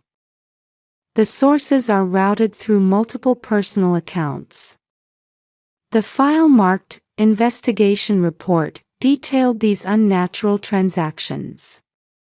The money transfer routes were so expertly concealed that even professional eyes would find them difficult to trace.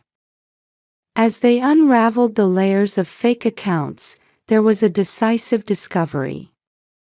Martha Johnson, Vanessa's aunt. She lives with her husband Richard in a small town in Oregon. And their account matches one of the sources of transfers to Vanessa. The monitor showing the investigation results displayed a complex relationship chart. Martha and Richard Johnson were former high school teachers. They appeared to be an ordinary rural couple. However, their bank transactions showed clear abnormalities. Heavy debt. And regular deposits that offset it. 2 hours by car from Salem, Oregon. Maple Grove, a small town with a population of just 2,000. The satellite photos Riley obtained showed a quiet residential area surrounded by forest. And at its center stood an old church. My spine froze when I saw the photo. This church, Caroline. It belongs to the same denomination as the church at April's cemetery. All the dots were starting to connect. The Johnsons' house was right next to the church. Information that they never missed Sunday service. And the place where April left her letter. This couldn't be coincidence. Riley carefully chose his words. Given all the evidence so far, we need FBI cooperation. This is likely an organized crime crossing state lines as a kidnapping case. On his desk, a report for the FBI was already prepared. Detailed evidence photos, transaction records, profiles of those involved. Everything was arranged meticulously. The rescue operation plan was carefully crafted down to the smallest detail. FBI Special Forces, local police, and our team. Every movement had to be perfectly coordinated. One mistake could put April in danger. Sunday service time is the most appropriate timing, Riley said. The operation room's whiteboard showed diagrams of the church and its surroundings. The Johnsons always come to church. We'll simultaneously search their house and protect April. Evidence was checked one by one, and each team's positions were determined. Communication equipment tests, emergency response procedures, standby locations for medical teams. Everything was prepared with worst-case scenarios in mind. We will succeed, Riley's assured voice mixed hope with anxiety. 5 years. The weight of stolen time. And the moment of reunion about to arrive. I closed my eyes deeply, picturing April's smile. Wait for me. We'll be together soon. Morning mist enveloped the town of Maple Grove. 1 hour until the operation began. FBI Special Forces were already positioned around the church. Surveillance of the Johnsons' house had already started. Riley was making final confirmations in the car. Sunday service starts at 9 o'clock. The couple and April usually leave the house at 8:45, the radio whispered quietly. Vanessa Clark's arrival confirmed last night. She's staying at the Johnsons'. My hands were shaking. A reunion after 5 years. But it was too early to feel relieved. 30 minutes until operation start. The clock hands moved cruelly slow. The family heading to church appeared on the surveillance camera. April. A girl in a white dress. The same outfit as in the photo. My heart raced. With the signal, everything moved at once. Special forces surrounded the couple and April heading to church. Simultaneously, another team rushed into the Johnsons' house to secure Vanessa. April was quickly protected by a female FBI agent and taken to a waiting car. The couple was restrained before they could resist. And Vanessa's eyes, as she was led out of the house, showed an abnormal gleam. April. Give me back my precious daughter. Her scream echoed through the town. Her voice dripped with obsessive madness. Everything was over in 10 minutes, exactly as planned. I hurried down the hospital hallway. Under the accompaniment of a psychological counselor, I was permitted to reunite with April. I hesitated for a moment at the private room door. After crossing 5 years of time, this moment felt unreal. Then, hurried footsteps echoed. "Caroline." I turned to find Gregory standing there. His appearance was different from what I remembered. Gone was the dignified corporate executive I knew. His shirt was disheveled, his eyes bloodshot. "Is it true they found April?" His voice trembled. 5 years ago, our daughter's disappearance led us to choose different paths.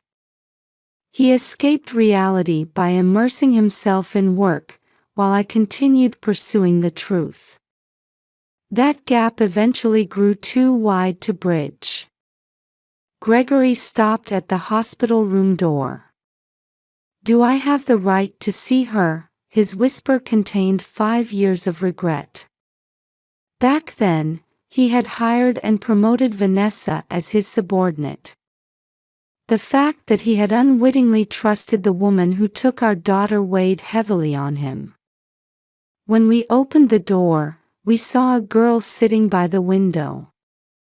When she turned toward us, time seemed to stop. "Mom." A thin voice. But unmistakably April's voice. Mother and daughter embraced. No words were needed. Only tears flowed as our trembling bodies confirmed each other's existence. April caught her breath slightly when she saw her father. "Dad." At that word, Gregory's dam burst. He knelt before his daughter, choking on his words. "I'm sorry. I'm so sorry. Dad couldn't protect you. It's not your fault, Dad." April's voice was thin but certain. "Vanessa was kind to everyone. She fooled everybody." At those words, tears flowed from all 3 family members. The psychological counselor quietly watched over us. "Let's take our time," she advised, and we nodded. There was no need to rush everything until April's heart was ready. As evening approached, April quietly began to speak. In the soft light streaming through the hospital room window. "Hey, Mom. I need to tell you about that letter." Her voice was thin but held firm resolve. "Actually, I was allowed to go to church every Sunday. Martha and the others always took me to church. And that church, it was next to the grave you built for me." Those words took my breath away. During the service, adults were focused on the sermon, so children could play in the church garden.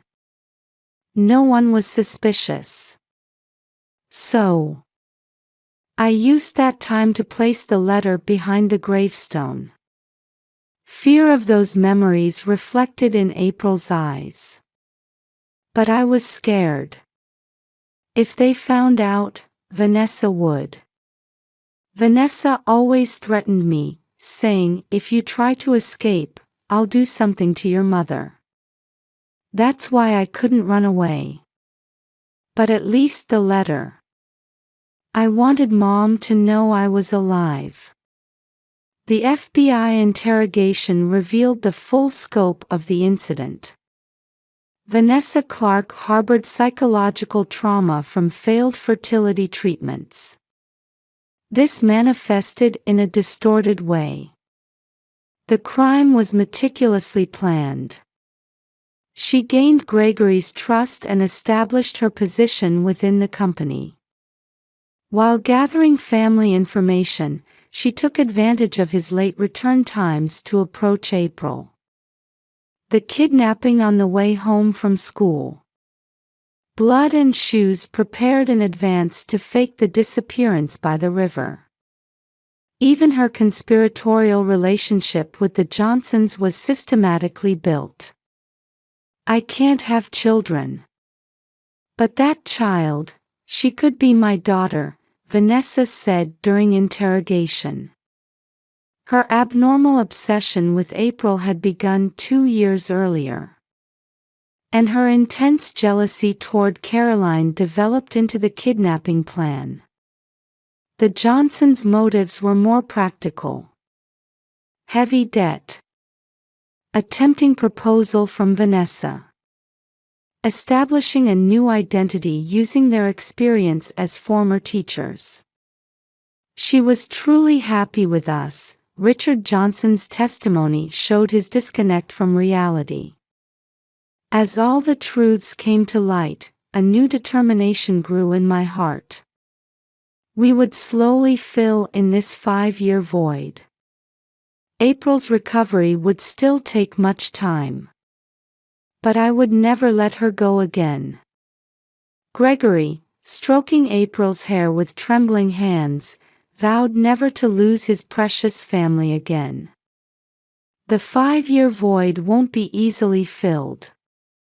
But this reunion might be a new beginning. The setting sun through the window gently embraced the three of us. Soft spring sunlight streams into the living room. April continues her peaceful conversations with Lisa, her psychological counselor. The twice-weekly sessions gradually heal her emotional wounds. Nights of anxiety waves are still not uncommon. But sleeping in her mother's arms has become the best therapy. How's the new school? I ask, and April gives a small nod. Everyone's kind. The teachers work at my pace too. During the transfer procedures, the principal showed deep understanding. A support system with homeroom teachers and the school nurse was established for her as a student needing special care. My freelance design work is mostly done from home. I meet deadlines while watching over April. Sometimes the schedules are demanding, but my daughter's presence drives me forward. Gregory joins us on weekends. Our initially awkward relationship is gradually changing, centered around April. Family photos at the zoo and aquarium. Smiles while sharing ice cream. New memories are steadily accumulating. The trial attracted significant public attention. Planned kidnapping targeting a child, 5 years of captivity, fabricated family relationships. The media continued reporting on the case's abnormality daily. Vanessa received a 15-year prison sentence. In court, she maintained until the end that she was just protecting my beloved daughter. Her distorted love and obsession became subject to psychiatric evaluation. The Johnsons received 8-year sentences as accomplices. While settlement payments were ordered, given their financial situation, full recovery seems unlikely. Gregory voluntarily increased child support payments.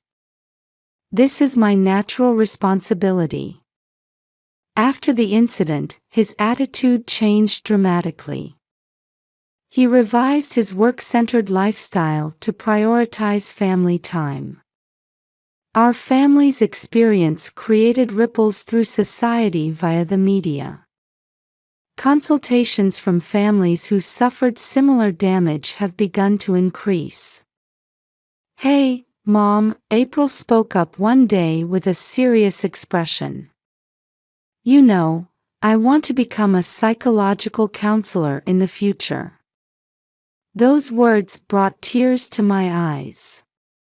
She continued, like Ms. Lisa, I want to help people who are suffering. That determination showed me a new path as well. Establishing a victim support organization. Support activities for families with similar experiences. Giving back our experience to society. Gregory too has begun exploring ways to provide support from a corporate position. Sunday church visits have now become healing time. The place of painful memories has begun to take on new meaning. April participates in the choir, her clear voice resonating. While watching her, I offer deep prayers of gratitude. And every month on the 15th, we visit the cemetery together. It's no longer a place of sorrow. April smiles while holding her bouquet. This is the place that delivered my message to Mom.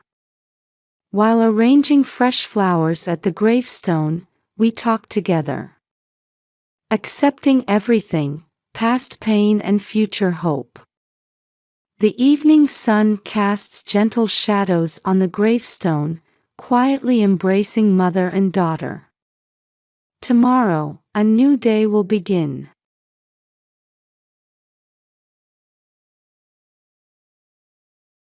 The early morning light streamed into the living room, still filled with unpacked boxes. It was our third morning since moving in. Our new life was slowly beginning to take shape. Mom, these pancakes are delicious. Alex beamed, his mouth full of breakfast. Pancakes drowned in maple syrup had been his favorite since before the move. I figured having his usual breakfast would help him feel secure in this unfamiliar environment. That's why I made extra special pancakes this morning. I'm glad you like them, sweetie, I smiled as I topped off Stephen's coffee. As usual, he was silently sipping his coffee, eyes fixed on the morning paper. As a construction site supervisor, he worked long hours, making breakfast time our only chance for family togetherness. It's nice and quiet around here. The daycare's close by, and shopping's convenient too, Stephen remarked unusually. He was right. This residential area in the Lancaster suburbs was close to what we'd dreamed of. Particularly this two-story older house, with its spacious living room and sun-filled yard, was perfect for raising a family. I was impressed by my husband's ability to find it at less than half the market price. It really was a great deal. How did you manage to find it so cheap? I had a connection, he said proudly. A construction acquaintance told me about someone needing to sell quickly. Making that quick decision paid off. Indeed, for this size and location, the price seemed almost miraculous. You really found us a wonderful house. But what about the repairs? The floors creak, and the wallpaper's old, I asked worriedly. Stephen's face showed complete confidence. Don't worry about it. I'll fix everything myself. No need to call in contractors. I'm a construction expert, after all.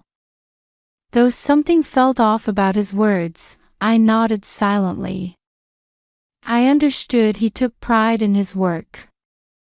But his stubborn refusal to allow contractors bothered me. As soon as Alex finished breakfast, he darted upstairs to his room.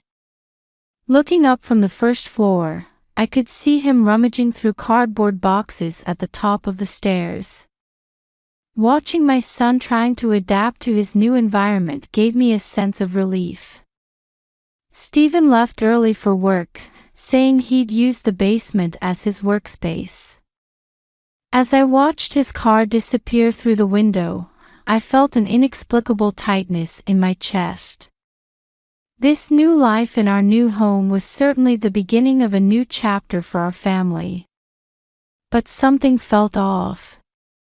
At the time, I couldn't identify what it was.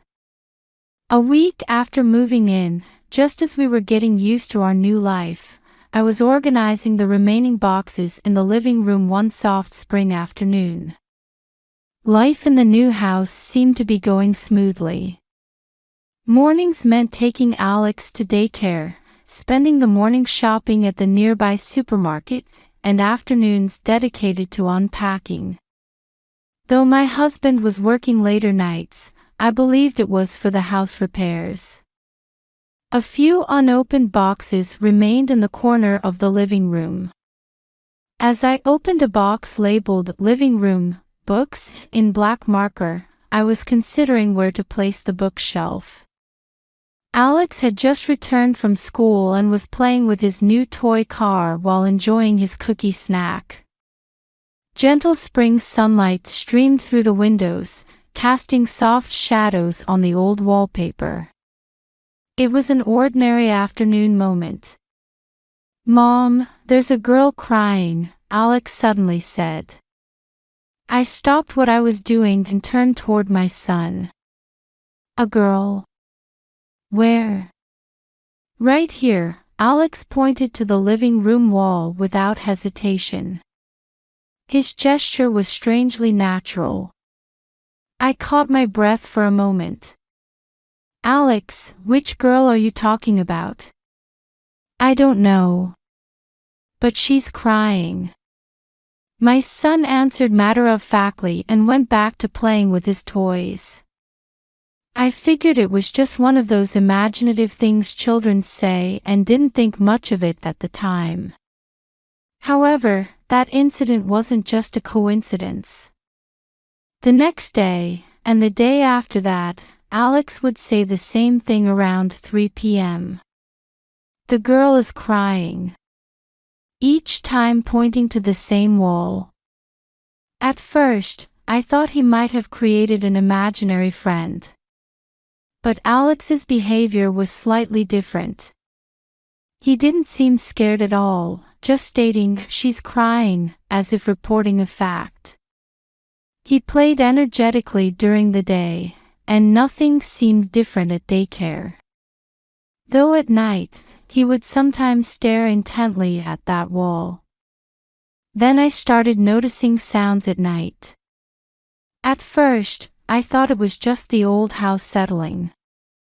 The creaking floors, the pipes. But gradually, I began to realize it was something else. Faint but unmistakably human voices. Always around 2 a.m. My husband's behavior was changing too. He stayed late more often, saying he was working in the basement. Though the house repairs didn't seem to be progressing, Stephen would go down to the basement every night with his toolbox. Sometimes I'd hear sounds of things being moved. But when I checked the next morning, nothing seemed different. When I asked, "What are you doing?" he'd just answer pleasantly, "Leave the technical stuff to me." Yet I couldn't miss the tension beneath that smile, which was becoming increasingly apparent. Especially when Alex talked about the girl, I noticed my husband's expression tighten for just a moment. Then everything changed that Friday night. I couldn't sleep. My husband was still supposedly working in the basement. As I lay in bed, my eyes open, listening to occasional noises from downstairs. The digital display of the bedside alarm clock cast an artificial blue light. Tree shadows on the wall created eerie patterns as they swayed in the night wind. Outside the window, an almost full moon peeked through the clouds. I noticed my fingertips trembling on the sheets. The strange feelings I'd had over the past week were slowly taking shape. Staring at the ceiling, I wondered. How had my husband found this house at such an incredibly low price? Why did he adamantly refuse to let contractors in? And who was this girl Alex kept mentioning? The clock showed 2 a.m. Thinking I heard Alex talking in his sleep upstairs, I got up to check on him. That's when I heard it. A faint crying sound from downstairs. I crept down the stairs silently. The living room was lit only by moonlight, casting long, eerie shadows of furniture.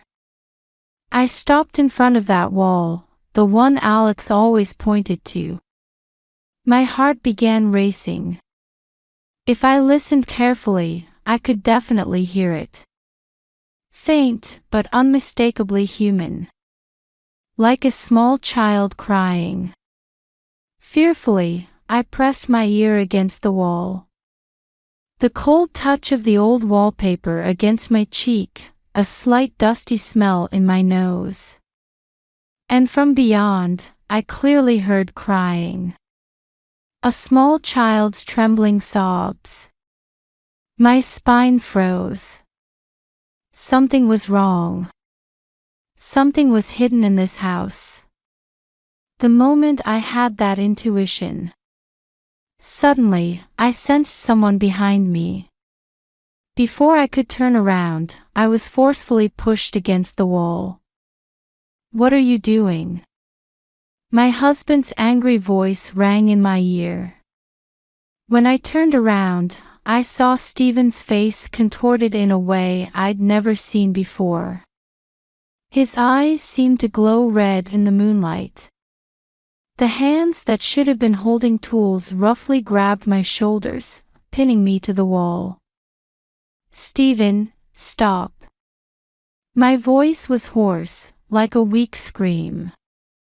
I could feel his rough breathing on my face, a mixture of aftershave lotion and alcohol. The moment I tried to resist, my head was slammed hard against the wall. Along with a dull pain, my vision gradually blurred. The last thing I saw was my husband's crazed expression in the moonlight. And just before consciousness faded to darkness, I clearly heard a little girl crying. "Mommy, please." As consciousness slipped away, Alex's words kept echoing in my head. "The girl is crying." At that moment, I still didn't understand the true meaning of those words. When I regained consciousness, I saw a white ceiling.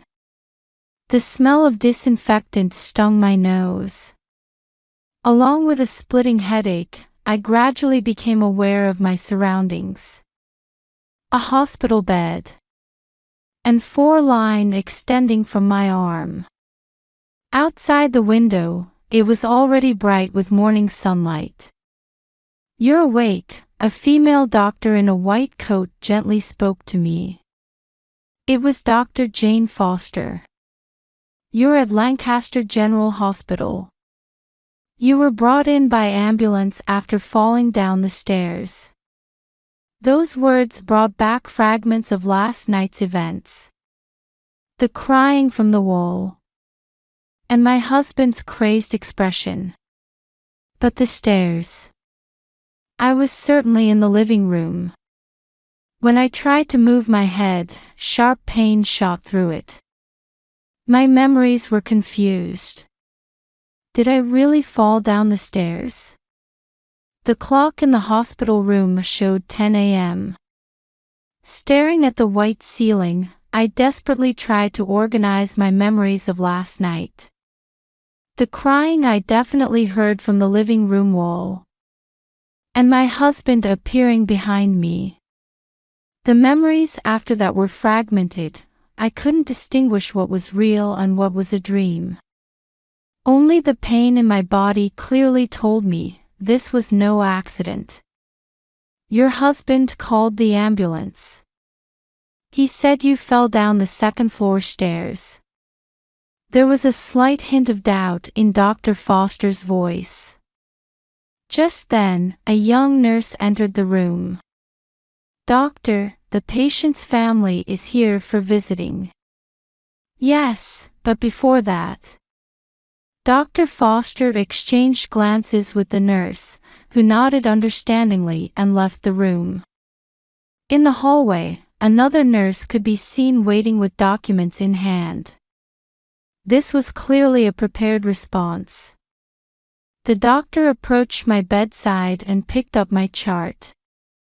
Several photos were already attached to it. I instinctively understood they were evidence photos documenting my injuries. Dr. Foster began speaking in a quiet but firm voice. Everything we discuss will be recorded. For your safety. The doctor's eyes held a certainty born from years of experience. She was probably used to handling domestic violence cases. Carol, let me explain your injuries. A severe contusion to the back of your head. Bruising on your left arm that looks like grip marks. And minor contusions on your neck. These are typical. Her words trailed off. Signs of domestic violence. Though she didn't say it directly, the meaning was clear. As I struggled to find words, the doctor gently took my hand. You don't have to talk now. But we can protect you. Just then, I heard Alex's voice from the hallway. When I saw my son enter the room with a nurse, tears welled up. Alex, are you okay? My son rushed over to stand beside the bed. His innocent eyes showed a mix of anxiety and relief. The nurse watched discreetly from a distance. Mom, are you okay? Did you fall because Dad pushed you? That one sentence froze the air in the room. Dr. Foster and the nurse quickly exchanged glances. Alex, what do you mean? Last night, I heard a noise and got up. When I looked from the stairs, Dad was pushing Mom against the wall. My son continued speaking in a matter-of-fact tone, as if describing something that happened at school. At that moment, there was a sound from the hallway, and when I turned, Stephen was standing there. His face was pale, with a thin sheen of sweat on his forehead. What are you? The moment my husband took a step into the room, Dr. Foster blocked his way. I'm sorry, but visits are not allowed at this time. Her voice carried a stern warning.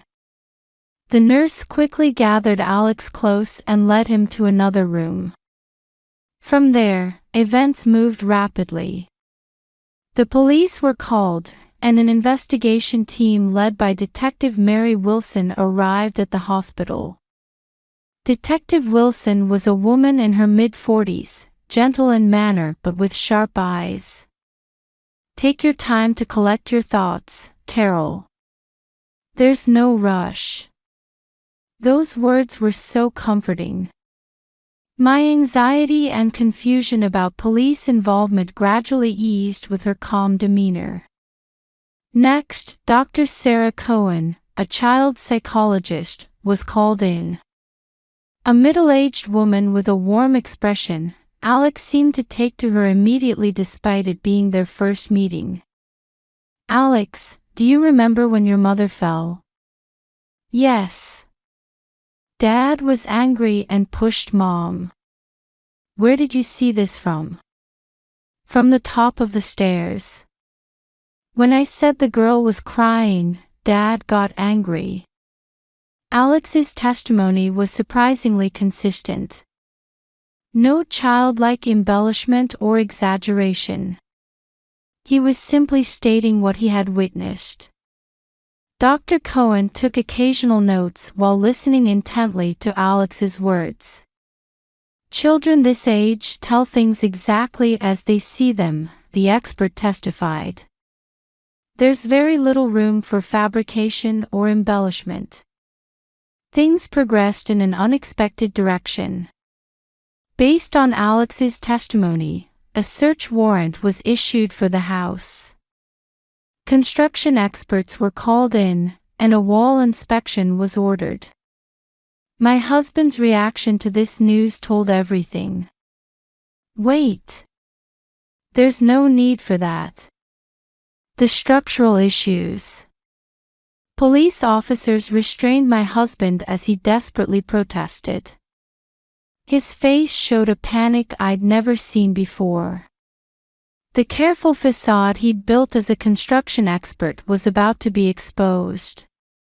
That desperation seeped from his every movement. "Mr. Watson, this will be conducted legally with a building inspector present." At Detective Wilson's calm voice, my husband momentarily lost his words.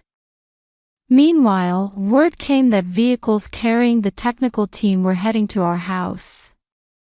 There was no turning back. All the truth was about to be revealed. Stephen's resistance grew increasingly intense. "Don't touch that wall. The structural problems. I'll take responsibility." Watching my husband plead with a desperate expression, I was certain. There was something behind that wall. No, someone was there. Gentle spring sunlight streamed through the hospital room window. Only the rhythmic drip of the floor broke the silence. As I lay there, I watched my son's innocent sleeping face. Alex was sound asleep on the cot the nurse had brought in. Whatever the truth might be, I had to protect this child. And perhaps, another child who might be behind that wall. The nurse silently placed a hand on my shoulder while attaching a new four. That warmth gave me strange courage. "Carol, the police would like to speak with you again." The door opened quietly, and Detective Wilson entered. Behind her was Jim Harrison, the building inspector. "Carol, we've made an important discovery in the house investigation." Harrison began his explanation while taking out a tablet. Images of the wall's internal structure appeared one after another. And the final image. A scan showing a space within the wall large enough for a person. My heart raced. Alex's words. The crying from the wall. All the mysteries were about to be solved. "Can you tell us?" That night, near the wall. At Detective Wilson's quiet voice, I gave a small nod. It was time to talk. About the small crying voice I heard behind the wall. And about the cruel truth that had been happening without our knowledge. 3 days later, I returned home with crutches. Though the doctor had ordered rest, I needed to see for myself. The truth behind the wall. The spring sunshine was still bright, and tulips bloomed brilliantly in the garden. Standing at the entrance, what I had thought was normal daily life now felt like something from a distant past. The investigation team was already gathered in the living room, and we watched anxiously as construction experts carefully dismantled the wall. Detective Wilson quietly explained the situation beside me. Stephen had already been arrested and was being interrogated. The wall was removed piece by piece. Reinforcement materials beneath the old wallpaper. And traces of a cleverly hidden door. The building inspector's careful work continued for about 2 hours. "Remarkable craftsmanship," Building Inspector Harrison murmured. What emerged from within the wall was a space that seemed planned from the building's design stage. About 100 square feet. A small ventilation duct near the ceiling, wiring installed, LED lighting embedded in the walls, and even a small ventilation fan attached. More surprisingly, soundproofing material covered the entire wall. Designed so sounds could be heard from outside, but sounds from inside wouldn't leak out. The meticulous calculations of a construction professional were evident throughout. Stuffed animals. My voice trembled. A small bed. Children's books. Toys. And coloring pages covering an entire wall. This was undeniably a space where someone had actually lived. Sarah Brown. Age 6, Detective Wilson said quietly. She was moved to a protection facility last night. Hearing that name, all the previous unsettling feelings suddenly connected. My husband's unnatural behavior. Alex's words. The crying from the wall. All the mysteries converged into one sad truth. In the interrogation room, Stephen began to tell everything. His confession revealed a reality more cruel than imagined. 5 years ago, Emily Brown was a 28-year-old single mother he met at a cafe near his construction site, living with her then 1-year-old daughter Sarah. Emily worked at a small design firm, desperately trying to rebuild her life. Stephen was captivated by her determined spirit, and the two became deeply involved. On weekends, the three would go to the park together, and Stephen began dreaming of a second chance at life. Emily trusted me with everything. Even Sarah. But 3 years ago, Emily suddenly passed away from severe pneumonia. Just a week after being hospitalized.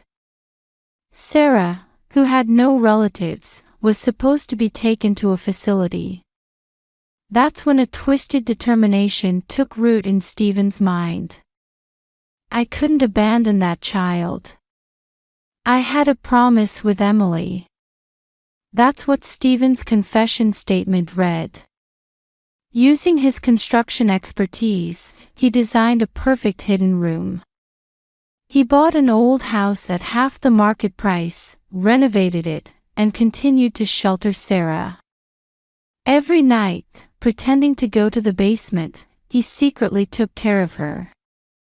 Meals, clothes, education, everything was done in secret.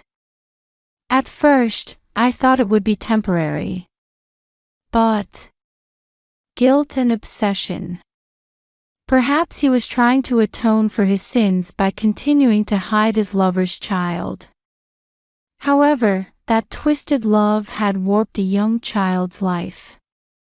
Would you like to meet her? At Detective Wilson's quiet question, I nodded without hesitation. In the car heading to the protection facility, various emotions swirled within me. Anger, sadness, and a strange sense of mission. Sarah was a smaller girl than I had imagined.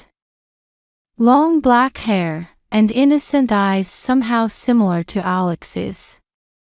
At first, she cowered in the corner of the room, but when I offered her the stuffed animal, apparently her favorite from the room behind the wall, she began to open up little by little. We sat facing each other in the small visiting room of the protection facility. Only the sound of the clock on the white wall marked the quiet atmosphere.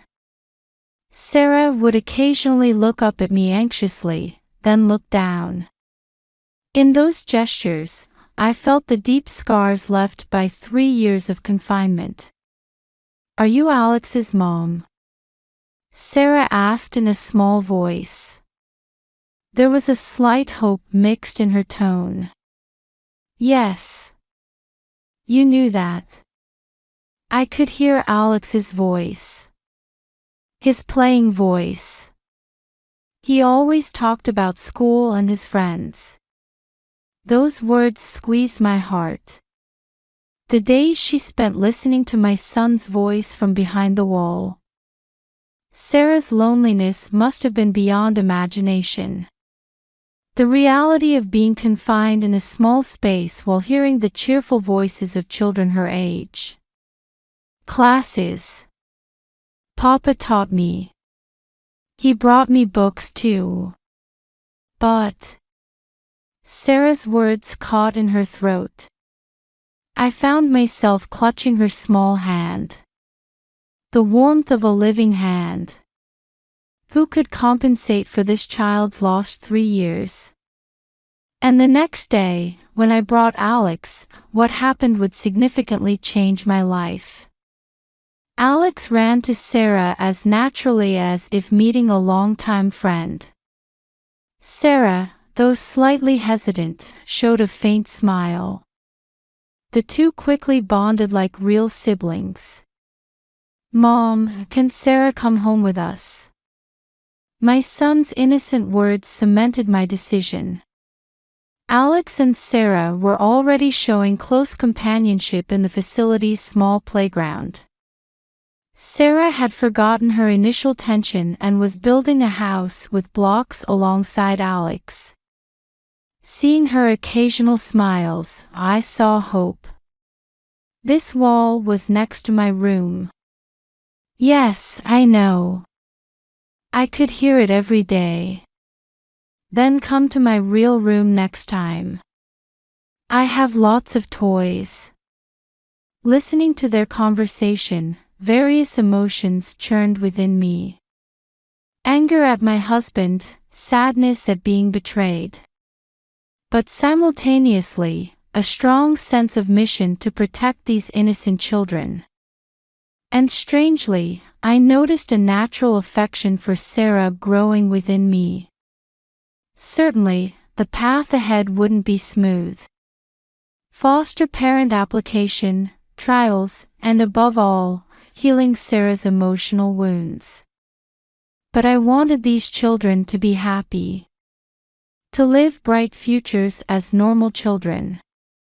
Yes, Alex. That's right. Brenda Martin, the social worker, watched with warm eyes. In her mid-50s, she seemed to understand everything from her years of experience, both the difficulties and possibilities of this situation. Carol, shall I explain the foster parent application process? It will take time, but we'll support you. Outside the window, spring breeze gently swayed the trees. Sarah and Alex played together like real siblings. Their laughter resonated pleasantly. This was our new beginning. A story of healing wounded hearts, reclaiming lost time, and finding new happiness. A year has passed. The soft spring breeze gently rustles the curtains in our new apartment. Sarah's using my pencil again. But Alex's pencils write better. The lively voices of children ring out from early morning. I continue making pancakes with a smile. What Sarah once only heard from behind the wall has now become our genuine daily life. The trial ended 3 months ago. Stephen received a 12-year prison sentence. Charges of child imprisonment, assault, and abuse. His company also faced significant repercussions for a serious crime committed by a construction site supervisor. But that's just a small part of our new life. Alright, you two. Breakfast is ready. The children rushed to the dining table, filled with the scent of maple syrup. Sarah's black hair now reaches her shoulders.